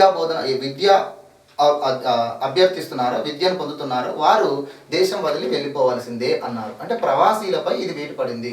ప్రస్తుతం కరోనా పరిస్థితులలో, కరోనా సంక్షోభం ఎప్పుడైతే మొదలైందో మార్చిలోనే మనకు ఈ యుఎస్ఏ గవర్నమెంటే అంతకుముందు ఆన్లైన్కి సంబంధించినటువంటి సేవలపైన కొన్ని పరిమితులు ఉండేవి. ఆ ఆన్లైన్ సేవలపైన ఉన్నటువంటి పరిమితులను మార్చి 13వ తేదీన అమెరికా ప్రభుత్వం అనేటువంటిది ఎత్తివేసింది. ఎత్తివేసిన తర్వాత ఆన్లైన్ క్లాసెస్ అనేటువంటివి ఎక్కువ అందుబాటులోకి వచ్చాయి. తద్వారా ఈరోజు మనకు కొన్ని యూనివర్సిటీలకు కాలేజీలకు వెళ్ళలేని పరిస్థితి ఉంది కాబట్టి వాళ్ళు ఇంట్లోనే ఉండి మన భారతదేశం వంటి ఇతర దేశాల యొక్క ఎంతోమంది విద్యార్థులు ప్రవాసీలు అమెరికాలో వారి వారి ప్రాంతాల్లో ఉంటూ వారికి సంబంధించినటువంటి కోర్సును వాళ్ళు పొందుతూ ఉన్నారు ఆన్లైన్ క్లాసెస్ ద్వారా. కానీ ప్రస్తుతం మనకి వలస విధానానికి సంబంధించినటువంటి అనేక ఆంక్షలు అమెరికా ప్రభుత్వం తీసుకొస్తుంది కాబట్టి అందులో భాగంగా ఆన్లైన్ క్లాసెస్ ద్వారా ఎవరైతే క్లాసెస్ పొందుతున్నారో వాళ్ళు మా దేశంలో ఉండనవసరం లేదు, ఎక్కడి నుంచి అయినా ఉండాల్సిందే కదా, తిరిగి మా దేశం వదిలి వెళ్ళిపోవాలి, ఒకవేళ నేరుగా మీరు క్లాసులకు మాత్రం అటెండ్ అవుతానంటే మాత్రమే ఉండండి అని చెప్పేసి అన్నారు. మరి ఇప్పుడు ప్రధానంగా చూస్తే హార్వర్డ్ యూనివర్సిటీ, తర్వాత మసాచుసెట్స్ యూనివర్సిటీ, ఈ 2 యూనివర్సిటీలు అనేటువంటివి మనకు ప్రధానంగా ఎక్కువ మంది ప్రవాసీలను కలిగినటువంటి యూనివర్సిటీస్. సో ఈ 2 యూనివర్సిటీలలోనే మనకు ఎక్కువ మంది ప్రవాసీలు విద్యను పొందుతున్నారు. ముఖ్యంగా ఇది 2018-19 అకాడమిక్ ఇయర్లో ఎవరైతే జాయిన్ అయ్యారో వాళ్ళకి ఇబ్బంది వచ్చింది. ఎంతమంది అయ్యా అంటే ఒక 10 లక్షల మంది అండి. ఒక 10 లక్షల మంది ప్రవాసీలు ఈ అకాడమిక్ ఇయర్లో ఈ 2 యూనివర్సిటీలలో మనకు జాయిన్ కావడం జరిగింది. ఒకటి హార్వర్డ్ యూనివర్సిటీ, మరొకటి మసాచుసెట్స్ ఇన్స్టిట్యూట్ ఆఫ్ టెక్నాలజీ అని చెప్పేసి ఆ యూనివర్సిటీలలో జాయిన్ అయ్యారు 10 లక్షల మంది. ఇందులో భారతీయులు ఎంతమంది అయ్యా అంటే 1,94,555 మంది మన భారతీయ ప్రవాసీలు కూడా ఉన్నారు. ఓకేనా, మన ప్రవాసీ భారతీయులు కూడా ఉన్నారు. సో ఇప్పుడు ఈ 10 లక్షల మందిని వాళ్ళు వెళ్ళిపోవాల్సిన పరిస్థితి వచ్చింది. ఈ ఐసీఈ జారీ చేసినటువంటి ఆదేశాల ప్రకారం అయితే వీళ్ళందరూ ఆన్లైన్ ద్వారానే క్లాసెస్ను పొందుతున్నారు కాబట్టి సో వీళ్ళు దేశం వదిలి వెళ్ళిపోవాలి అని చెప్పేసి ఈ ఆర్డర్ అనేటువంటిది తెలియజేస్తుంది. అప్పుడు మరి యూనివర్సిటీలు కూడా నష్టపోతాయి కదా, వీళ్ళు నష్టపోతారు, యూనివర్సిటీల నుంచి ఇక్కడ నుంచి వీళ్ళు వెళ్ళిపోతే యూనివర్సిటీ సేవలు అందించలేదు కదా, సో వాళ్ళకి అడ్మిషన్స్ అనేటువంటివి ఉండవు కదా. అందుకని సో ఈ రకంగా ముందుగా ఆ 2 యూనివర్సిటీలే అమెరికా ప్రభుత్వం తీసుకున్న నిర్ణయం పైన వాళ్ళు కోర్టును ఆశ్రయించడం జరిగింది. సో ఆ కోర్టు మసాచుసెట్స్ డిస్టిక్ కోర్టులోనే కేసు వేయడం జరిగింది. సో ఆ డిస్టిక్ కోర్టులో జరిగినటువంటి జడ్జిమెంట్ అనేటువంటిది నిన్న వచ్చింది. అయితే ఈ కేసు వేసిన వాళ్ళు ఈ 2 యూనివర్సిటీలే కాకుండా మనకు కొన్ని కంపెనీస్ కూడా ఉన్నాయి. అందులో గూగుల్ కానీ, తర్వాత మైక్రోసాఫ్ట్ కానీ, ఈ కంపెనీలు కూడా మనకు ప్రధానంగా ఈ పిటిషన్లో వాళ్ళు కూడా భాగస్వామ్యం పొందారు. అంటే ఈ యూనివర్సిటీలతో పాటు వాళ్ళు కూడా పిటిషన్పై సంతకం చేశారు.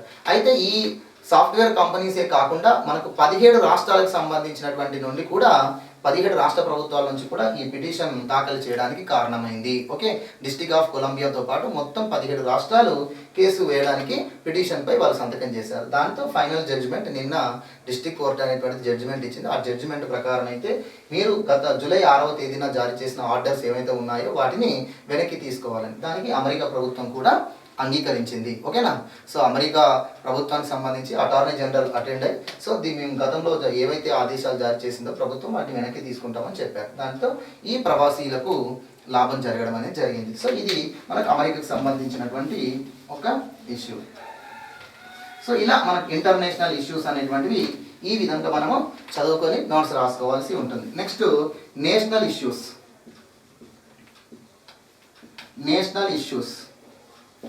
సో నేషనల్ ఇష్యూస్ బోలెడు ఉంటాయి. అందులో పాలిటిక్స్ అనేటువంటి పొలిటికల్ ఇష్యూస్ ఎక్కువ ఉంటాయి. వాటిని మనం ఎక్కువగా ఫోకస్ చేయకూడదు, అనవసరంగా మనకు టైం వేస్ట్ అవుతూ ఉంటుంది.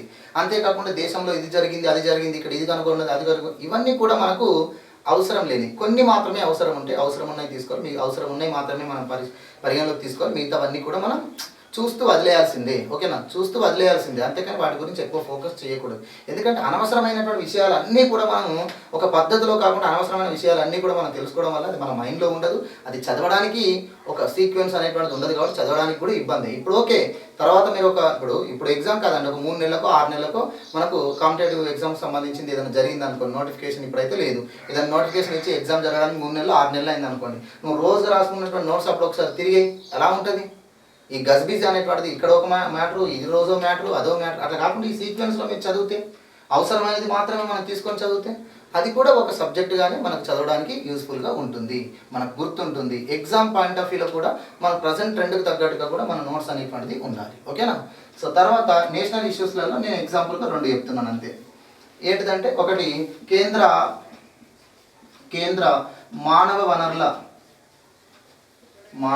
మంత్రిత్వ శాఖ నిన్న ప్రజ్ఞత అనేటువంటి పేరుతో వెరీ వెరీ ఇంపార్టెంట్, ప్రజ్ఞత అనేటువంటి పేరుతో ఈ ఆన్లైన్ క్లాసెస్ నిర్వహిస్తున్నటువంటి దానిపైన విధి విధానాలను జారీ చేయడం జరిగింది. ఓకేనా? ఏమిటయ్యా ఈ ప్రజ్ఞత పేరుతో? కేంద్ర మానవ వనరుల ప్రస్తుతం శాఖ మంత్రిగా మనకు రమేష్ పోఖ్రియాల్ ఉన్నారు. సో రమేష్ పోఖ్రియాల్ గారు ప్రెస్ మీట్ పెట్టి ఈ ప్రజ్ఞత అనేటువంటి పేరుతో ఈ ఆదేశాలు, ఈ విధి విధానాలు అనేటువంటివి పేర్కొనడం జరిగింది. విధి విధానాలు పేర్కొన్నారు. ఏమిటంటే ప్రస్తుతం మనకు ఈ కరోనా సంక్షోభ సమయంలోనే స్కూళ్ళు నడవట్లేదు కాబట్టి పిల్లలందరూ కూడా ఈ అకాడమిక్ ఇయర్ అనేటువంటిది ఇంట్లోనే ఉండి ఎలా చదువుకోవాలంటే కొన్ని స్కూల్స్ ఆన్లైన్ క్లాసెస్ ఇస్తున్నాయి. అందుకని చాలా వరకు కోర్టు కూడా జోక్యం చేసుకుంటుంది. దీనిపైన విధి విధానాలు ప్రభుత్వం ఇచ్చిందా అంటే ఇంతవరకు ప్రభుత్వం విధి విధానాలు ఇవ్వలేదు. విధి విధానాలు ఇవ్వకుండా మీరు ఎలా క్లాసెస్ నిర్వహిస్తున్నారు? ముఖ్యంగా కేంద్ర ప్రభుత్వం కూడా ఏమని చెప్పిందంటే పిల్లల యొక్క తల్లిదండ్రుల నుండి వచ్చినటువంటి అభ్యర్థులను మేము దృష్టిలో పెట్టుకొని ఈ విధి విధానాలు ఇస్తున్నాం అనేటువంటి ఒక మాట కూడా చెప్పారు. ఎందుకంటే ఈ ఆన్లైన్ క్లాసెస్ అనేటువంటివి ఇష్టం వచ్చినట్టుగా గంటల తరబడి ఇవ్వడం వల్ల పిల్లవాడికి వాటిని అంతగా గ్రాస్పింగ్ చేసుకునేటువంటి పవర్ ఉండదు. ఎందుకంటే స్కూల్ పిల్లవాళ్ళు కదా. సో మనకి ఇప్పుడు ఎక్కువ క్లాస్లో విని స్కూల్లో క్లాస్ రూమ్లో తరగతి గదిలో కూర్చొని వింటున్నారు అంటే అక్కడ ఉపాధ్యాయుడు ఉంటాడు, ఒక రకమైనటువంటి వాతావరణం ఉంటుంది. సో ఆ రకంగా పీరియడ్ అనే బ్రేక్ ఉంటుంది, అలా చదువుకుంటూ ఉంటాడు. కానీ ఇదంతా కూడా ఆన్లైన్ క్లాసెస్. మనం ముందు మొబైల్ కావచ్చు, లేదంటే ఒక సిస్టమ్ కావచ్చు, ల్యాప్టాప్ కావచ్చు, దానిలో ద్వారా మనం క్లాసెస్ వినాలి అంటే అది నువ్వు గంటల తరబడి నువ్వు అందులో ఇచ్చి కోర్స్ కంప్లీట్ చేసి ఫీజులు వసూలు చేసుకోవడానికి అని చెప్పి స్కూల్ మేనేజ్మెంట్ వాళ్ళు వ్యవహరిస్తే అది పిల్లల యొక్క జీవితాలపై అది ప్రభావం చూపుతుంది. ముఖ్యంగా పిల్లల యొక్క మానసికమైనటువంటి రుగ్మతులు పెరగడానికి కారణమవుతుంది. అర్థమవుతుందా? ఎందుకంటే ఎంటర్టైన్మెంట్ సంబంధించినటువంటి ప్రోగ్రామ్స్ వేరు, ఎడ్యుకేషన్ సంబంధించినటువంటిది వేరు. అర్థమవుతుందా? సో ఎడ్యుకేషన్ సంబంధించింది దాని మీద గంటల తరబడి చదవడానికి ఆసక్తి చూపదు చిన్నపిల్లల యొక్క మనసు అనేటువంటిది మరియు మెదడు అనేటువంటిది. కాబట్టి ఇది వాళ్ళపై ఎఫెక్ట్ అవుతుంది అనేటువంటి ఉద్దేశంతో ప్రభుత్వం ఈ ఆర్డర్ పాస్ చేసింది. దీన్ని ఖచ్చితంగా అన్ని స్కూల్స్ మేనేజ్మెంట్ వాళ్ళు ఫాలో కావాలి అన్నారు. ఏమిటంటే ముఖ్యంగా ప్రీ ప్రైమరీ స్కూల్ పిల్లలు. సో ప్రీ ప్రైమరీకి సంబంధించినటువంటి దానిలో డైలీ ఒక క్లాస్ మాత్రమే ప్రొవైడ్ చేయాలి. అది కూడా 30 minutes కంటే మించి ఉండకూడదు అని చెప్పారు. అర్థమవుతుందా? సో ప్రీ ప్రైమరీకి సంబంధించినటువంటి ఆన్లైన్ క్లాసెస్ ఏవైతే మీరు చేస్తున్నారో స్కూల్స్ వాళ్ళు, అది డైలీ 1 క్లాసే ఉండాలి. ఆ క్లాసు మనకు 30 minutes కంటే ఎక్కువ ఉండకూడదు అని చెప్పేసి అన్నారు. తర్వాత ఇక 1 నుంచి 8వ తరగతి వరకు, 1 నుంచి 8వ తరగతి క్లాసులో వారికి డైలీ 2 క్లాసెస్ మాత్రమే ఉండాలి. అందులో అవి కూడా మనకు 45 minutesకు మించకుండా ఉండాలి. ఇక తర్వాత 9th నుంచి 12th, సో 9th నుంచి 12th క్లాస్ వరకు వీళ్ళకి రోజుకి 4 క్లాసులు అనేటువంటిది ఉండాలి. మరి అందులో ఒక్కొక్క క్లాసు 30 minutes నుండి 45 minutes వరకు ఉండొచ్చు. ఒక్కొక్క క్లాసు 30 minutes నుండి 45 minutes వరకు ఉండొచ్చు అని చెప్పి ఇలాంటి విధానాలు అనేటువంటివి, ఆదేశాలు అనేటువంటివి జారీ చేశారు. దీన్ని ప్రజ్ఞత అనేటువంటి పేరుతో జారీ చేయడం జరిగింది. ఓకేనా? సో తర్వాత ఇంకో విషయం కూడా మనకు తీసుకొచ్చారు కేంద్ర ప్రభుత్వం. ఏంటిదంటే ప్రజెంట్ ఈ కరోనా సంక్షోభం ఎప్పుడైతే మొదలైందో చాలా మంది వలస కార్మికులుగా వివిధ రాష్ట్రాలలో బ్రతుకుతున్నటువంటి వాళ్ళందరూ కూడా తిరిగి వారి సొంత రాష్ట్రాలకు, సొంత ప్రాంతాలకు వెళ్ళిపోయారు. అవునా కాదా? సో అలా సొంత ప్రాంతాలకు, సొంత రాష్ట్రాలకు వెళ్ళిపోయారు కాబట్టి ప్రధానంగా వారి యొక్క ఉపాధిపైనే ఎఫెక్ట్ పడకుండా వారి పిల్లల ఎడ్యుకేషన్ పై కూడా ఇది ఎఫెక్టే. మరి అలాంటి పిల్లలకు రేపు ఏంటి భవిష్యత్తు అంటే ఇప్పుడు వెళ్ళిపోయినటువంటి వాళ్ళు వెంటనే వాళ్ళ కరోనా పరిస్థితి తగ్గగానే తిరిగి రాకపోవచ్చు, కొంత టైం పట్టవచ్చు.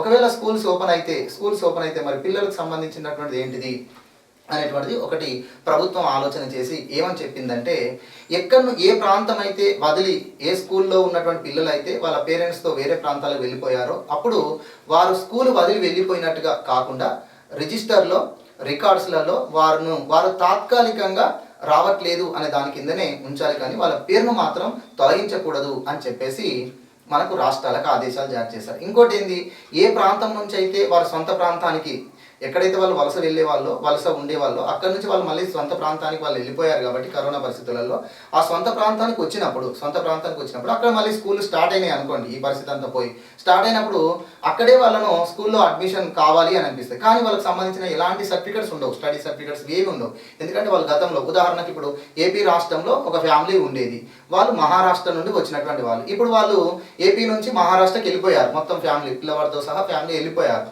వెళ్ళిపోయారు కాబట్టి ఇప్పుడు కరోనా పరిస్థితులు కొంతవరకు సర్దుమణిగినా కూడా వ్యాక్సిన్ వచ్చినా ఏదైనా స్కూల్ రేపు స్టార్ట్ అయినా కూడా అదృష్టం కొద్దీ ఈ వ్యాక్సిన్ అంతా వచ్చి అదృష్టం కొద్దీ స్కూల్ స్టార్ట్ అయినా ఇదంతా బాగుంది అనుకోండి, వెంటనే వాళ్ళు ఇక్కడికి రాకపోవచ్చు, అక్కడే ఉండొచ్చు కొంతకాలం. ఉంటే మరి అప్పుడు ఎడ్యుకేషన్ ఎట్లా?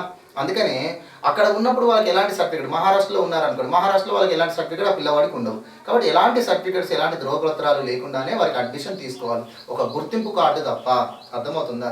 ఏదో ఒక గుర్తింపు కార్డు అయితే ఉంటుంది కదా, ఆ ఒక గుర్తింపు కార్డుని బేస్ చేసుకొని ఎలాంటి సర్టిఫికేట్స్ అడగకుండానే వారిని అడ్మిషన్ తీసుకోవాలి. తర్వాత ఎక్కడి నుంచి అయితే వాళ్ళు వెళ్ళిపోయారో, ఫ్యామిలీస్ వెళ్ళిపోయారో, ఆ ఫ్యామిలీకి సంబంధించినటువంటి పిల్లవాడు స్కూల్లో నుంచి వెళ్ళిపోయినట్టుగా భావించరాదు, స్కూల్ నుంచి వెళ్ళిపోయినట్టుగా భావించరాదు, తాత్కాలికంగా రావట్లేదు అన్నట్టుగానే పెట్టాలి అని చెప్పేసి ఇది వలస కార్మికులకు సంబంధించినటువంటి పిల్లలకు సంబంధించినటువంటి విద్య పైన ఈ రకమైనటువంటి ఆదేశాలు కూడా మన ఇండియన్ గవర్నమెంట్ చేయడం జరిగింది. ఓకే, ఇక తర్వాత మరొకటి ఇజ్రాయెల్కి సంబంధించినటువంటి ఇష్యూ. ఇజ్రాయెల్కి సంబంధించినటువంటి ఏంటిదంటే, మనకి ఇజ్రాయెల్ దేశంతో మన భారతదేశం ఒక ఒప్పందం ద్వారా కొన్ని నిఘా డ్రోన్లను దిగుమతి చేసుకోవడానికి అంగీకరించింది. సో భారతదేశానికి ఈరోజు సైనికపరమైనటువంటి ఒప్పందాలలో ఇజ్రాయెల్తో చేసుకున్నటువంటి ఒప్పందమే చాలా పెద్దది. సో మనందరికీ తెలిసిందే. అయితే ప్రస్తుతం భారతదేశం యొక్క సరిహద్దు ప్రాంతాలలో నిఘా వ్యవస్థను పటిష్టం చేయడం కోసం, సరిహద్దులలో రక్షణ అనేటువంటిది పటిష్టం చేయడం కోసము ఇప్పుడు ఇజ్రాయెల్తో కొన్ని నిఘా డ్రోన్లను దిగుమతి చేసుకుంటున్నాం. ఆ నిఘా డ్రోన్లే హిరాన్ అనేటువంటి నిఘా డ్రోన్లు. ఓకే, హిరాన్ అనేటువంటి నిఘా డ్రోన్లను మనం దిగుమతి చేసుకోబోతున్నాము. దాంతో పాటుగా స్పైక్ యాంటీ ట్యాంకులు అనేటువంటి క్షిపణులు కూడా దిగుమతి చేసుకోబోతున్నాం. ఓకే, స్పైక్ యాంటీ ట్యాంకులు అనేటువంటి క్షిపణులు మరియు హిరాన్ అనేటువంటి నిఘా డ్రోన్లను దిగుమతి చేసుకోబోతున్నాము. ఓకేనా, ఇది ఇజ్రాయెల్ నుంచి. సో ఇజ్రాయెల్ నుంచి భారత ప్రభుత్వం ఎలాంటి నిఘా డ్రోన్లను దిగుమతి చేసుకోబోతుంది అంటే హిరాన్ అనేటువంటి నిఘా డ్రోన్లను దిగుమతి చేసుకోబోతుంది అని చెప్పేసి మనం గుర్తుంచుకోవాలి. సో ఈ రకంగా మనకు ఇంకా కూడా ఇందులో డెప్త్గా చదవాలి. ఇంకా కూడా మనకి ఇజ్రాయెల్కి సంబంధించినటువంటి అంశాలు వచ్చినప్పుడు ఈ నిఘా వ్యవస్థలో ఏ రకమైనటువంటివి మనకు ఇజ్రాయెల్ నుండి ఇంతవరకు పొందాము, సో ఈ సైనిక ఒప్పందాల్లో ఏ దేశంతో ఎంత ఉంది అని కొంత మ్యాటర్ అన్నా మనం తెలుసుకుంటే బాగుంటుంది. ఓకేనా. సో తర్వాత లోకల్ ఇష్యూస్.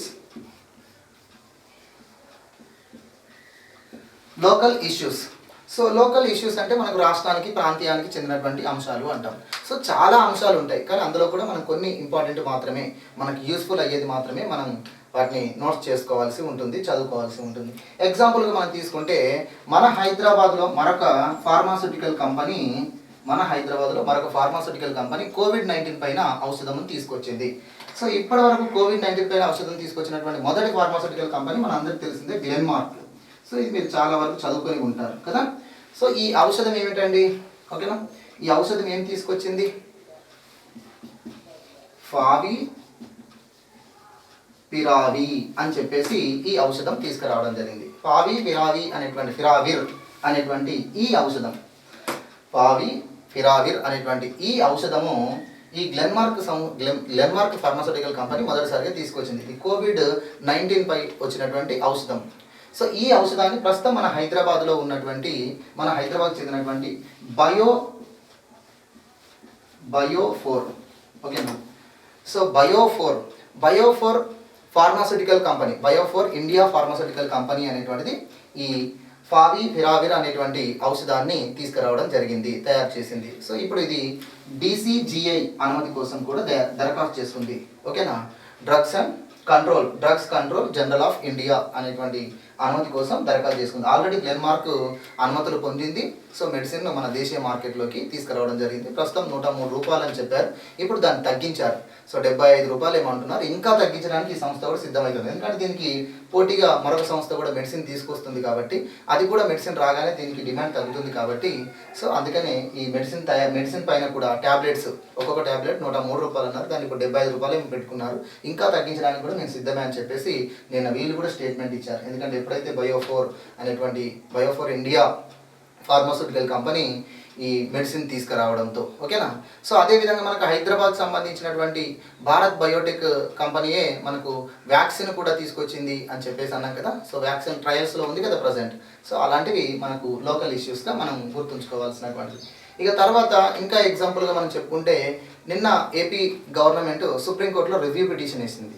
దేనికోసం అయ్యా అంటే జీవో నంబర్ 13ను చెల్లదు అని సుప్రీంకోర్టు తీర్పు ఇవ్వడాన్ని బేస్ చేసుకొని సుప్రీంకోర్టులో రివ్యూ పిటిషన్ వేయడం జరిగింది. ఇదంతా కూడా లోకల్ ఇష్యూస్ కిందనే చెప్పుకుంటున్నాం మనం, అవునా. జీవో నంబర్ 3, ఈ జీవో నంబర్ 3 పైన నిన్న ఏపీ గవర్నమెంట్ సుప్రీంకోర్టులో రివ్యూ పిటిషన్ వేసింది. జీవో నంబర్ 3 ఏమిటయ్యా అంటే ఎక్కడైతే మనకు ఏజెన్సీ ప్రాంతాలు ఉంటాయో ఆ ఏజెన్సీ ప్రాంతాలలో పాఠశాలలలోని ఉపాధ్యాయుల భర్తీ అనేది 100% స్థానిక గిరిజనులతోటే జరగాలి అనేటువంటిది ఈ జీవో నంబర్ 3. ఇది మనకు ఉమ్మడి రాష్ట్రంగా ఉన్నప్పుడు జారీ చేసినటువంటి జీవో, అర్థమవుతుందా. అయితే ఇప్పుడు మనకు ఆంధ్రప్రదేశ్ రాష్ట్ర ప్రభుత్వం ఈ డిఎస్సి రిక్రూట్మెంట్ చేస్తున్నటువంటి సమయంలో దీన్ని సుప్రీంకోర్టులో సవాలు చేశారు. ఏమిటి అంటే ప్రధానంగా చూసినట్లయితే రిజర్వేషన్ పద్ధతి అనేటువంటి దానికి ఒక అర్థం ఉంది, ఓకేనా. యాక్చువల్గా ఏంటంటే చట్ట సమానత్వము మరియు సమాన దృష్టియ రక్షణ అనేటువంటి ఈ కాన్సెప్ట్తో మనకి రిజర్వేషన్ అనేటువంటిది అమలవుతున్నాయి. మన రాజ్యాంగంలో ఉన్నటువంటి ఈ మౌలిక అంశాలను బేస్ చేసుకొని అమలవుతున్నాయి. అంటే రిజర్వేషన్ అనేది సమానత్వం కోసం, రక్షణ కల్పించడం కోసమే కొన్ని వర్గాలకు రిజర్వేషన్ ఉంటుంది, కానీ మొత్తం రిజర్వేషన్ ఉండడానికి వీలు లేదు. అలాంటప్పుడు ఇతర వర్గాలు నష్టపోతాయి, అంతే కదండి. ఇప్పుడు మనకు రిజర్వేషన్స్ మొన్నటి వరకు ఎలా ఉండే 50%కు రిజర్వేషన్ మించకూడదు అని చెప్పేసి అన్నారు. ఎందులో మొత్తం పోస్టులలో కానీ మొత్తం సీట్లలో కానీ ఒక 50% ఎస్సీ ఎస్టీ ఓబీసీలకు కల్పించే రిజర్వేషన్ ఎంతైనా కూడా 50% మించకూడదు అన్నారు. సో రీసెంట్గా ఏం చేశారు, అగ్రకులాల్లో ఉన్నటువంటి పేదవారికి కూడా ఒక 10% రిజర్వేషన్ కల్పించవచ్చు అన్నారు. ఇంకా రీసెంట్గా ఏంటిది, దివ్యాంగులకు కూడా ఎస్సీ ఎస్టీలకు ఏ రకమైన రిజర్వేషన్ కల్పించారో దివ్యాంగులకు కూడా ఆ రకమైనటువంటి రిజర్వేషన్ కల్పించాలి అని చెప్పారు. మొన్న మళ్ళీ ఓబీసీ రిజర్వేషన్కి సంబంధించినటువంటి ఒక ఇష్యూ కూడా కోర్టు జడ్జిమెంట్ ద్వారా రావడం జరిగింది.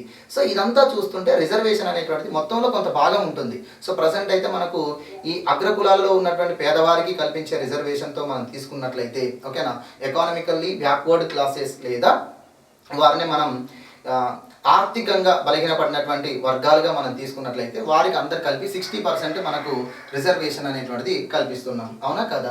60% కల్పిస్తున్నాం. కానీ ఇక్కడ ఏజెన్సీ ప్రాంతాల్లో ఏమవుతుంది, ఏకంగా 100% వారికే రిజర్వేషన్ అని అన్నారు. కానీ రాజ్యాంగంలో మనకు ఉన్నటువంటి నిబంధనలను బట్టి చూసినట్లయితే 16(4) అనేటువంటి ఆర్టికల్ను చూసినట్లయితే అలా రిజర్వేషన్ కల్పించకూడదు. 16(3) ఆర్టికల్ను చూసినట్లయితే ఆ విధంగా ఒక ప్రాంతానికి చెందినటువంటి ఉద్యోగాలలో ఆ ప్రాంతం వారికి 100% అనడం కూడా కరెక్ట్ కాదు. సో వాస్తవానికి అయితే మనకు ఇక్కడ ప్రధానంగా కులము, మతము, జన్మ, లింగభేదము, స్థలము, నివాసము, అర్థమవుతుందా, నివాసము మొదలైనటువంటివి అని చెప్పేసి మొత్తం 7 రకాలుగా ఈ ఉద్యోగ నియామకాలు చేపట్టకూడదు అని 16th ఆర్టికల్లో ఉంది, 16వ ఆర్టికల్లో ఉంది. 7 రకాల వివక్షతలు ఉద్యోగ నియామకాల్లో పాటించకూడదు అని. అందులో నివాసం ఉంది, కులం ఉంది. అయితే నివాసానికి కులానికి మళ్ళీ కొంత మనం మినహాయింపులు తీసుకొచ్చాం రాజ్యాంగంలో. అదేమిటి అంటే ఏదైనా ఒక రాష్ట్రంలో ఉద్యోగ నియామకాలలో ఆ రాష్ట్ర ప్రజలకు, ఆ రాష్ట్రంలోని స్థానిక ప్రజలకు ప్రాధాన్యత కల్పించడం కోసం కొన్ని సీట్లను, కొన్ని పోస్టులను రిజర్వ్ చేయొచ్చు అంటారు. సో దాన్ని మనం స్థానిక రిజర్వేషన్, లోకల్ ఓపెన్ కోటా అని చెప్పేసి మనం తీసుకుంటాం, అర్థమవుతుంది. ఇప్పుడు తెలంగాణ రాష్ట్రానికి సంబంధించినటువంటి అభ్యర్థులకు మాత్రమే కొన్ని, తర్వాత ఓపెన్గా ఏ రాష్ట్రం వాళ్ళైనా తెలంగాణ వాళ్ళకైనా అవకాశం ఉండడం. అలా మనకు జోనల్ సిస్టమ్ ఉంది, డిస్టిక్ వారి పోస్టులు ఉన్నాయి, స్టేట్ క్యాడర్ పోస్టులు అనేటువంటివి ఉన్నాయి. ఏది ఉన్నా కూడా నీకు 100% అనేటువంటిది ఎక్కడ ఉండదు, అర్థమవుతుందా. సో ఏజెన్సీ ప్రాంతంలో ఉన్నటువంటి టీచర్ పోస్టులు ఎన్నుంటే అన్ని ఏజెన్సీ ప్రాంతం వాళ్ళకే ఇవ్వాలి అనడం, 100% ఇవ్వడం అనేటువంటిది అసలు రిజర్వేషన్ యొక్క మౌలిక స్వరూపాన్ని దెబ్బతీస్తుంది. రిజర్వేషన్ తీసుకురావడం యొక్క దాని ఉద్దేశాన్ని దెబ్బతీస్తుంది. రిజర్వేషన్ ఎందుకు తీసుకొచ్చారు, రాజ్యాంగం ఫస్ట్ ఏమని చెప్తుంది, అసలు వివక్షతలే ఉండొద్దు అంటుంది. కుల మత ప్రాంతం అనేటువంటి వివక్షతలే ఉండొద్దు అంటుంది. అలాంటప్పుడు మళ్ళీ మనం ఈ సమానత్వం కోసం కొన్ని వర్గాలకు రక్షణ కల్పించాలి అనేటువంటి ఉద్దేశంతో మనకు 16th క్లాస్ 1 మన వెరీ సార్ అండి 14th క్లాస్ 1, 14th క్లాస్ 2 అనేటువంటి 2 ఆర్టికల్స్ ఉంటాయి. ఒకటేమో చట్ట సమానత్వం, మరొకటేమో చట్టం దృష్టిలో సమాన రక్షణ అని చెప్పేసి 2 ఉంటాయి. ఇక్కడ చట్ట సమానత్వం అంటే ఎలాంటి వివక్షత లేకుండా అందరికీ సమాన అవకాశాలు ఇవ్వాలి అన్నారు. కానీ ఎలాంటి వివక్షత లేకుండా అందరికీ సమాన అవకాశాలు అనేటువంటి మన దేశంలో ఇంప్లిమెంట్ చేస్తే ఇంకా అణగారినటువంటి వర్గాలు, వెనుకబడినటువంటి వర్గాలు వాళ్ళు ఇంకా వెనుకబడతానని గురవుతారు. కాబట్టి వలస దేశంగా ఉన్న భారతదేశం స్వాతంత్ర్యం పొందిన తర్వాత ఈ సామాజిక అసమానతలు అనేటువంటి అలానే కొనసాగుతున్నాయి. కాబట్టి ఈ సామాజిక అసమానతలను నిర్మూలించాలి అంటే చట్ట సమానత్వాన్ని చట్టం దృష్టిలో సమాన రక్షగా ఇంప్లిమెంట్ చేయాలి అని చెప్పేసి మన రాజ్యాంగంలో రాసుకున్నాం. ఇది అమెరికా కాన్సెప్ట్ ద్వారా. అంటే అందరికీ సమాన అవకాశాలు, విద్యా అర్హతలలో కానీ ఎగ్జామ్లో కానీ అందరికీ సమాన అవకాశాలు కల్పిస్తాం. కానీ అణగారిన వర్గాలు ఎవరైతే ఉన్నారో, వెనుకబడతనానికి గురైనటువంటి వర్గాలు ఎవరైతే ఉన్నారో వారికి రిజర్వేషన్ అనేటువంటిది కల్పించడం. ఈ రిజర్వేషన్ ఎందుకోసము? చట్టం దృష్టిలో సమాన రక్షణ. ఎవరికి నుండి రక్షణ అంటే ఇతర అగ్రకులాలతో, ఓకేనా, ఇతర అగ్రకులాలతో, ఇతర అగ్రవర్గాలతో ఈ నిమ్న వర్గాలు, ఈ అణగారిన వర్గాలు ఎవరైతే ఉన్నారో వీళ్ళు వెనుకబడతానికి గురయ్యారు కాబట్టి వీరిని ఈక్వల్ చేయడం కోసమే ఈ రిజర్వేషన్ అని అన్నారు. అంతేకాని వీరికి పూర్తిగా అవకాశాలను తీసేయమని కాదు. అందుకని ఇప్పుడు ఏజెన్సీ ప్రాంతాలలో ఉన్నటువంటి స్థానిక గిరిజనులకే ప్రాధాన్యత ఇస్తే అక్కడ ఇతర వర్గాల వారికి ప్రాధాన్యత లేనట్టే కదా. అది చట్టం దృష్టిలో సమాన రక్షణ అనేటువంటిది, చట్ట సమానత్వం అనేటువంటి మౌలిక స్వరూపానికి అది సరి అనేది కాదు. సో ఆ దృక్కోణంలో మనకు సుప్రీంకోర్టు అనేటువంటిది జీవో నంబర్ 3 చెల్లుబాటు కాదు అని అన్నారు. దీంతో ఏపీ ప్రభుత్వం రివ్యూ పిటిషన్ అనేటువంటిది వేసింది, కౌంటర్ దాఖలు అనేటువంటి చేసింది. సో దీనిపై మనకి జడ్జిమెంట్ అనేది ఎదురు చూడాలి. ఇలా లోకల్ ఇష్యూస్ అనేటువంటివి మనకు కొన్ని ఉన్నాయి. ఇక తర్వాత నెక్స్ట్ అవార్డ్స్. సో ఈ క్లాస్లో నేను కొంచెం మీకు బ్రీఫ్గా చెప్తున్నాను. యాక్చువల్గా ఏంటంటే ఇంకా మనం ఇన్డెప్త్గా చెప్పుకోవాలి. నెక్స్ట్ మనకు అవార్డ్స్ అండి. సో అవార్డ్స్ అనేటువంటివి ప్రధానంగా ఈరోజు కరెంట్ ఇష్యూలో మన పేపర్లు మనం చదువుతున్నప్పుడు కరెంట్ ఇష్యూలో భాగంగా, కరెంట్ అఫైర్స్లో భాగంగా అవార్డ్స్ ఏంటి అనేది మనం చూస్తాం. సో ప్రజెంట్గా ఈరోజు చూసినట్లయితే 2 అవార్డులు అనేటువంటివి ప్రాధాన్యత కలిగినాయి. 2 అవార్డులు, ఒకటి వాన్ కర్మన్ అవార్డు, మరొకటి global leadership award. Von Karman award ఏంటి అనేది ఫస్ట్, ఈ అవార్డు ఏంటిది, ఈ అవార్డు ఎవరికి ఇచ్చారు, ఈ 2020కి ఎవరికి ఇచ్చారు అనేది మనకు తెలియాలి. ఈ వాన్ కర్మన్ అనేటువంటి అవార్డు వాన్ కర్మన్ అనేటువంటి అవార్డు ఏ సంస్థ ఇస్తుంది అంటే IAA అనేటువంటి సంస్థ ఇస్తుంది. ఈ IAA అంటే ఏమిటంటే ఇంటర్నేషనల్ అకాడమీ ఆఫ్ ఆస్ట్రోనాటిక్స్ అనే సంస్థ. ఇంటర్నేషనల్ అకాడమీ, నాట్ అసోసియేషన్, ఓకేనా. మళ్ళీ ఆస్ట్రోనాటిక్స్, ఆస్ట్రోఫిజిక్స్ కాదు, ఓకేనా. So international academy of astronautics అనేటువంటి ఈ సంస్థ ఈ వాన్ కర్మన్ అనేటువంటి అవార్డును ఇస్తుంది. ఎప్పటి నుండి ఇస్తుంది అయ్యా అంటే ఈ అవార్డు ఎప్పటి నుండి ఇస్తుంది అయ్యా అంటే 1982 నుంచి ఇస్తుంది, 1982 నుంచి ఇస్తుంది. మరి ఇంటర్నేషనల్ అకాడమీ ఆఫ్ ఆస్ట్రోనాటిక్స్ అనేటువంటి ఈ సంస్థ ఏ దేశానికి చెందింది అంటే ఈ అవార్డు ప్యారిస్లో ఇస్తున్నారు. కానీ ఇది ఫ్రాన్స్ దేశానికి కాదు. ఈ సంస్థ 1960లో స్వీడన్లో స్థాపించారు. స్వీడన్లోని స్టాక్ హోమ్లో ఈ సంస్థ స్థాపించారు, ఓకేనా. ఇది నాన్ గవర్నమెంట్ ఆర్గనైజేషన్, ఓకేనా. ఇది గవర్నమెంట్కి సంబంధించిన సంస్థ కాదు, ఇది నాన్ గవర్నమెంట్ ఆర్గనైజేషన్గా 1960లో దీన్ని స్వీడన్లో స్టాక్ హోమ్లో స్థాపించారు. ఇదే ఇంటర్నేషనల్ అకాడమీ ఆఫ్ ఆస్ట్రోనాటిక్స్. ఈ ఇంటర్నేషనల్ అకాడమీ ఆఫ్ ఆస్ట్రోనాటిక్స్ అనేటువంటిది స్పేస్ టెక్నాలజీలో అంతరిక్ష పరిజ్ఞానంలో ఎవరైతే విశిష్ట సేవ చేస్తారో, ఎవరైతే ప్రఖ్యాతగాంచిన వ్యక్తులుగా ఉంటారో, గుర్తింపు పొందుతారో వారికి ఈ వాన్ కర్మన్ అనేటువంటి అవార్డు ఇస్తుంది. అర్థమవుతుందండి. ఇంటర్నేషనల్ అకాడమీ ఆఫ్ ఆస్ట్రోనాటిక్స్ అనేటువంటి ఈ సంస్థ ప్రధానంగా స్పేస్ టెక్నాలజీకి సంబంధించినటువంటి సంస్థ. అర్థమవుతుందా. సో ఈ స్పేస్ టెక్నాలజీలో ఎవరైతే ఎక్కువగా కృషి చేస్తుంటారో అలాంటి ప్రముఖులకు ఈ అవార్డు అనేటువంటిది ఇస్తుంది. ఈ అవార్డు ఒక దేశానికి చెందిన వ్యక్తులకని, ఈ రకమైనటువంటి వ్యక్తులకు అనేటువంటిది ఏమీ ఉండదు. స్పేస్ టెక్నాలజీలో ఎవరైతే విశిష్టమైనటువంటి సేవ చేసి గుర్తింపు పొందుతారో వాళ్ళకి ఇవ్వడం అనేటువంటి జరుగుతుంది. ఈ అవార్డును మనకు ప్రస్తుతం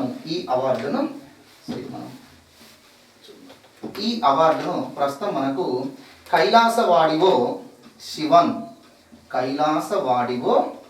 శివన్కు అనగా మన ప్రస్తుత ఇస్రో చైర్మన్ కె శివన్, అదే కైలాసవాడివో శివన్కు ఈ అవార్డు అనేటువంటిది దక్కింది, ఓకేనా. 2020 వాన్ కర్మన్ 2020 అవార్డు అనేటువంటిది కైలాసవాడివో శివన్కు దక్కింది. ఇది ఈ IAA అనేటువంటి సంస్థ 2021 మార్చిలో 2021 మార్చిలో ప్యారిస్లో ఇవ్వబోతుంది. ప్యారిస్లో ఇస్తుంది. ప్యారిస్లో ఈ వ్యక్తి పొందబోతున్నారు. అర్థమవుతుందా? సో ఇది మనకు అసలు వాన్ కర్మన్ అనే అవార్డు 1982లో ఎందుకు తీసుకొచ్చారు అంటే, ఈ ఇంటర్నేషనల్ అకాడమీ ఆఫ్ ఆస్ట్రోనాటిక్స్ అనేటువంటి సంస్థకు మొదటి చైర్మనే ఈ వాన్ కర్మన్. అర్థమవుతుందా? ఇంటర్నేషనల్ అకాడమీ ఆఫ్ ఆస్ట్రోనాటిక్స్ అనేటువంటి ఈ సంస్థకు మొదటి చైర్మనే వాన్ కర్మన్. ఏ దేశానికి చెందినవాడయ్యా అంటే అమెరికా దేశానికి చెందిన వ్యక్తి. అమెరికా దేశానికి చెందిన వ్యక్తి. అర్థమవుతుందా? థియోడార్ వాన్ కర్మన్ అనేటువంటిది ఇతని పూర్తి పేరు. థియోడార్ వాన్ కర్మన్ అనేటువంటిది ఇతని పూర్తి పేరు. ఇతను అమెరికా దేశానికి చెందినటువంటి వ్యక్తి. సో ఇతను మనకు ఏరోస్పేస్ ఇంజనీర్గా అతను పనిచేశారు. సో ఈ సంస్థకు మొదటి చైర్మన్గా లేదా డైరెక్టర్గా పనిచేసినటువంటి వ్యక్తి. అంతేకాకుండా ఇతను ఏరోడైనమిక్స్లో విశిష్టమైనటువంటి సేవ చేసిన వ్యక్తి. ఓకేనా? ఏరోడైనమిక్స్లో విశిష్టమైనటువంటి సేవ చేసిన వ్యక్తియే ఈ థియోడార్ వాన్ కర్మన్. ఇతను ఇంటర్నేషనల్ అకాడమీ ఆఫ్ ఆస్ట్రోనాటిక్స్కు ప్రెసిడెంట్గా పనిచేసినటువంటి వ్యక్తి. సో ఆయన పేరు మీదుగా 1982లో ఈ సంస్థ ఈ వాన్ కర్మన్ అవార్డు అనేటువంటి తీసుకురావడం జరిగింది. స్పేస్ టెక్నాలజీలో ఎవరైతే విశిష్ట సేవ చేస్తున్నారో వారికి ఇవ్వడానికి. అర్థమవుతుందా? ఇప్పుడు 2020 సంవత్సరానికి గాను ఈ అవార్డు మన ఇస్రో చైర్మన్ అయినటువంటి కైలాసవాడివో శివన్కు దక్కింది. అయితే ఈ అవార్డు అనేది గతంలో ఎవరైనా పొందారా? ఈ అవార్డు మన భారతీయులు, ముఖ్యంగా మన భారతీయుడికి అవార్డు వచ్చింది కాబట్టి ఈ అవార్డు పొందిన మొదటి వ్యక్తిగా ఈ అవార్డు గతంలో ఎవరికైనా ఇచ్చారంటే మన దేశంలో ఇద్దరికి అవార్డు గతంలో వచ్చింది. అందులో ఒకరు యుఆర్ రావుకు 2005లో వచ్చింది. మరొకరు కృష్ణస్వామి కస్తూరి రంగన్. ఓకేనా? ఇతనికి 2007లో అవార్డు వచ్చింది. సో యుఆర్ రావు కానీ కృష్ణస్వామి కస్తూరి రంగన్ కానీ వీళ్ళు ఇస్రోకు చైర్మన్గా పనిచేసిన వాళ్ళే. అర్థమవుతుందా? వీళ్ళు ఇస్రోకు చైర్మన్గా పనిచేసిన వాళ్ళే. వీరిద్దరికి ఈ అవార్డు రావడం జరిగింది. ముందుగా 2005లో యుఆర్ రావుకి వచ్చింది. 2007లో మన కస్తూరి రంగన్ గారికి వచ్చింది. సో మనకంటే ఈ ఇస్రో మాజీ చైర్మన్గా వీళ్ళకి ఈ అవార్డు వచ్చింది. ప్రస్తుతం ఇస్రో చైర్మన్గా పనిచేస్తున్నటువంటి మన కైలాసవాడివో శివన్కి కూడా ఈ అవార్డు దక్కింది. సో ఈ అవార్డు పొందినటువంటి 3వ భారతీయుడు. అంతే కదండి? ఇలా తెలుసుకుంటేనే కదా ఎన్నో వ్యక్తి, ఇప్పుడు కైలాసవాడివో శివన్కు మనకు ఈ వాన్ కర్మన్ అవార్డు అనేటువంటిది ఇచ్చారు. ఇతను ఈ అవార్డు పొందిన ఎన్నో భారతీయుడు అన్నప్పుడు మన దగ్గర ఆన్సర్ ఉండాలా వద్దా? ఆ విధమైన క్వశ్చన్సే వస్తున్నాయా లేదా? అప్పుడు మనకు ఇదొక్కటి సింపుల్గా సూటిగా మనం తెలుసుకుంటే అసలు మనకు ఆ ఇన్ఫర్మేషన్ తెలిసి కూడా యూజ్ ఉండదు. అందుకని ఈ రకంగా మనం మొత్తం తెలుసుకోవాలి. కొన్నిసార్లు ఈ సంస్థ ఎక్కడిది అని అడగవచ్చు, ఈ అవార్డు యొక్క ప్రత్యేకత ఏంటి అని అడగవచ్చు. ఓకేనా? ఇంకా మనం చెప్పాలి అంటే ఇంకా ఉంటుంది ఇందులో. ఎందుకంటే కొంచెం కాన్సన్ట్రేషన్ చేసి ఇలాంటి ఇన్ఫర్మేషన్ అంతా తెలుసుకుంటేనే మనకు ప్రజెంట్ ట్రెండ్ తగ్గట్టుగా కరెంట్ అఫైర్స్ నుండి వచ్చే క్వశ్చన్స్కి మనం ఆన్సర్ చేయగలుగుతాం. ఇంటర్నేషనల్ అకాడమీ ఆఫ్ ఆస్ట్రోనాటిక్స్ అనే సంస్థకు చైర్మన్గా పనిచేసిన వ్యక్తి కూడా మన భారతీయులు ఒకరున్నారు. అర్థమవుతుందా? అతను ఎవరో కాదు, మన ఇస్రో మాజీ చైర్మన్ మాధవన్ నాయర్. అర్థమవుతుందా? ఇస్రో మాజీ చైర్మన్ మాధవన్ నాయర్ గారు 2009 నుంచి 15 వరకు మన ఇస్రో మాజీ చైర్మన్ మాధవన్ నాయర్ గారు ఈ ఐఏఏ అనే సంస్థకు డైరెక్టర్గా లేదా చైర్మన్గా పనిచేశారు, లేదా ప్రెసిడెంట్గా ఏదైనా. అర్థమవుతుందా? దీనికి అధ్యక్షుడిగా పనిచేయడం జరిగింది. ఇది ప్రస్తుతం మనకు ఈరోజు వార్తల్లో ఉన్నటువంటి వాన్ కర్మన్ అవార్డు. ఈ విధంగా మనం తెలుసుకుంటే ఒక అవార్డుకి సంబంధించిన వ్యక్తుల గురించి, ఒక అవార్డు యొక్క ప్రత్యేకత ఈ విధంగా తెలుసుకుంటేనే మనకు యూస్ఫుల్ అవుతుంది. ఓకేనా? ఇప్పుడు This video is brought to you by AKSIAS.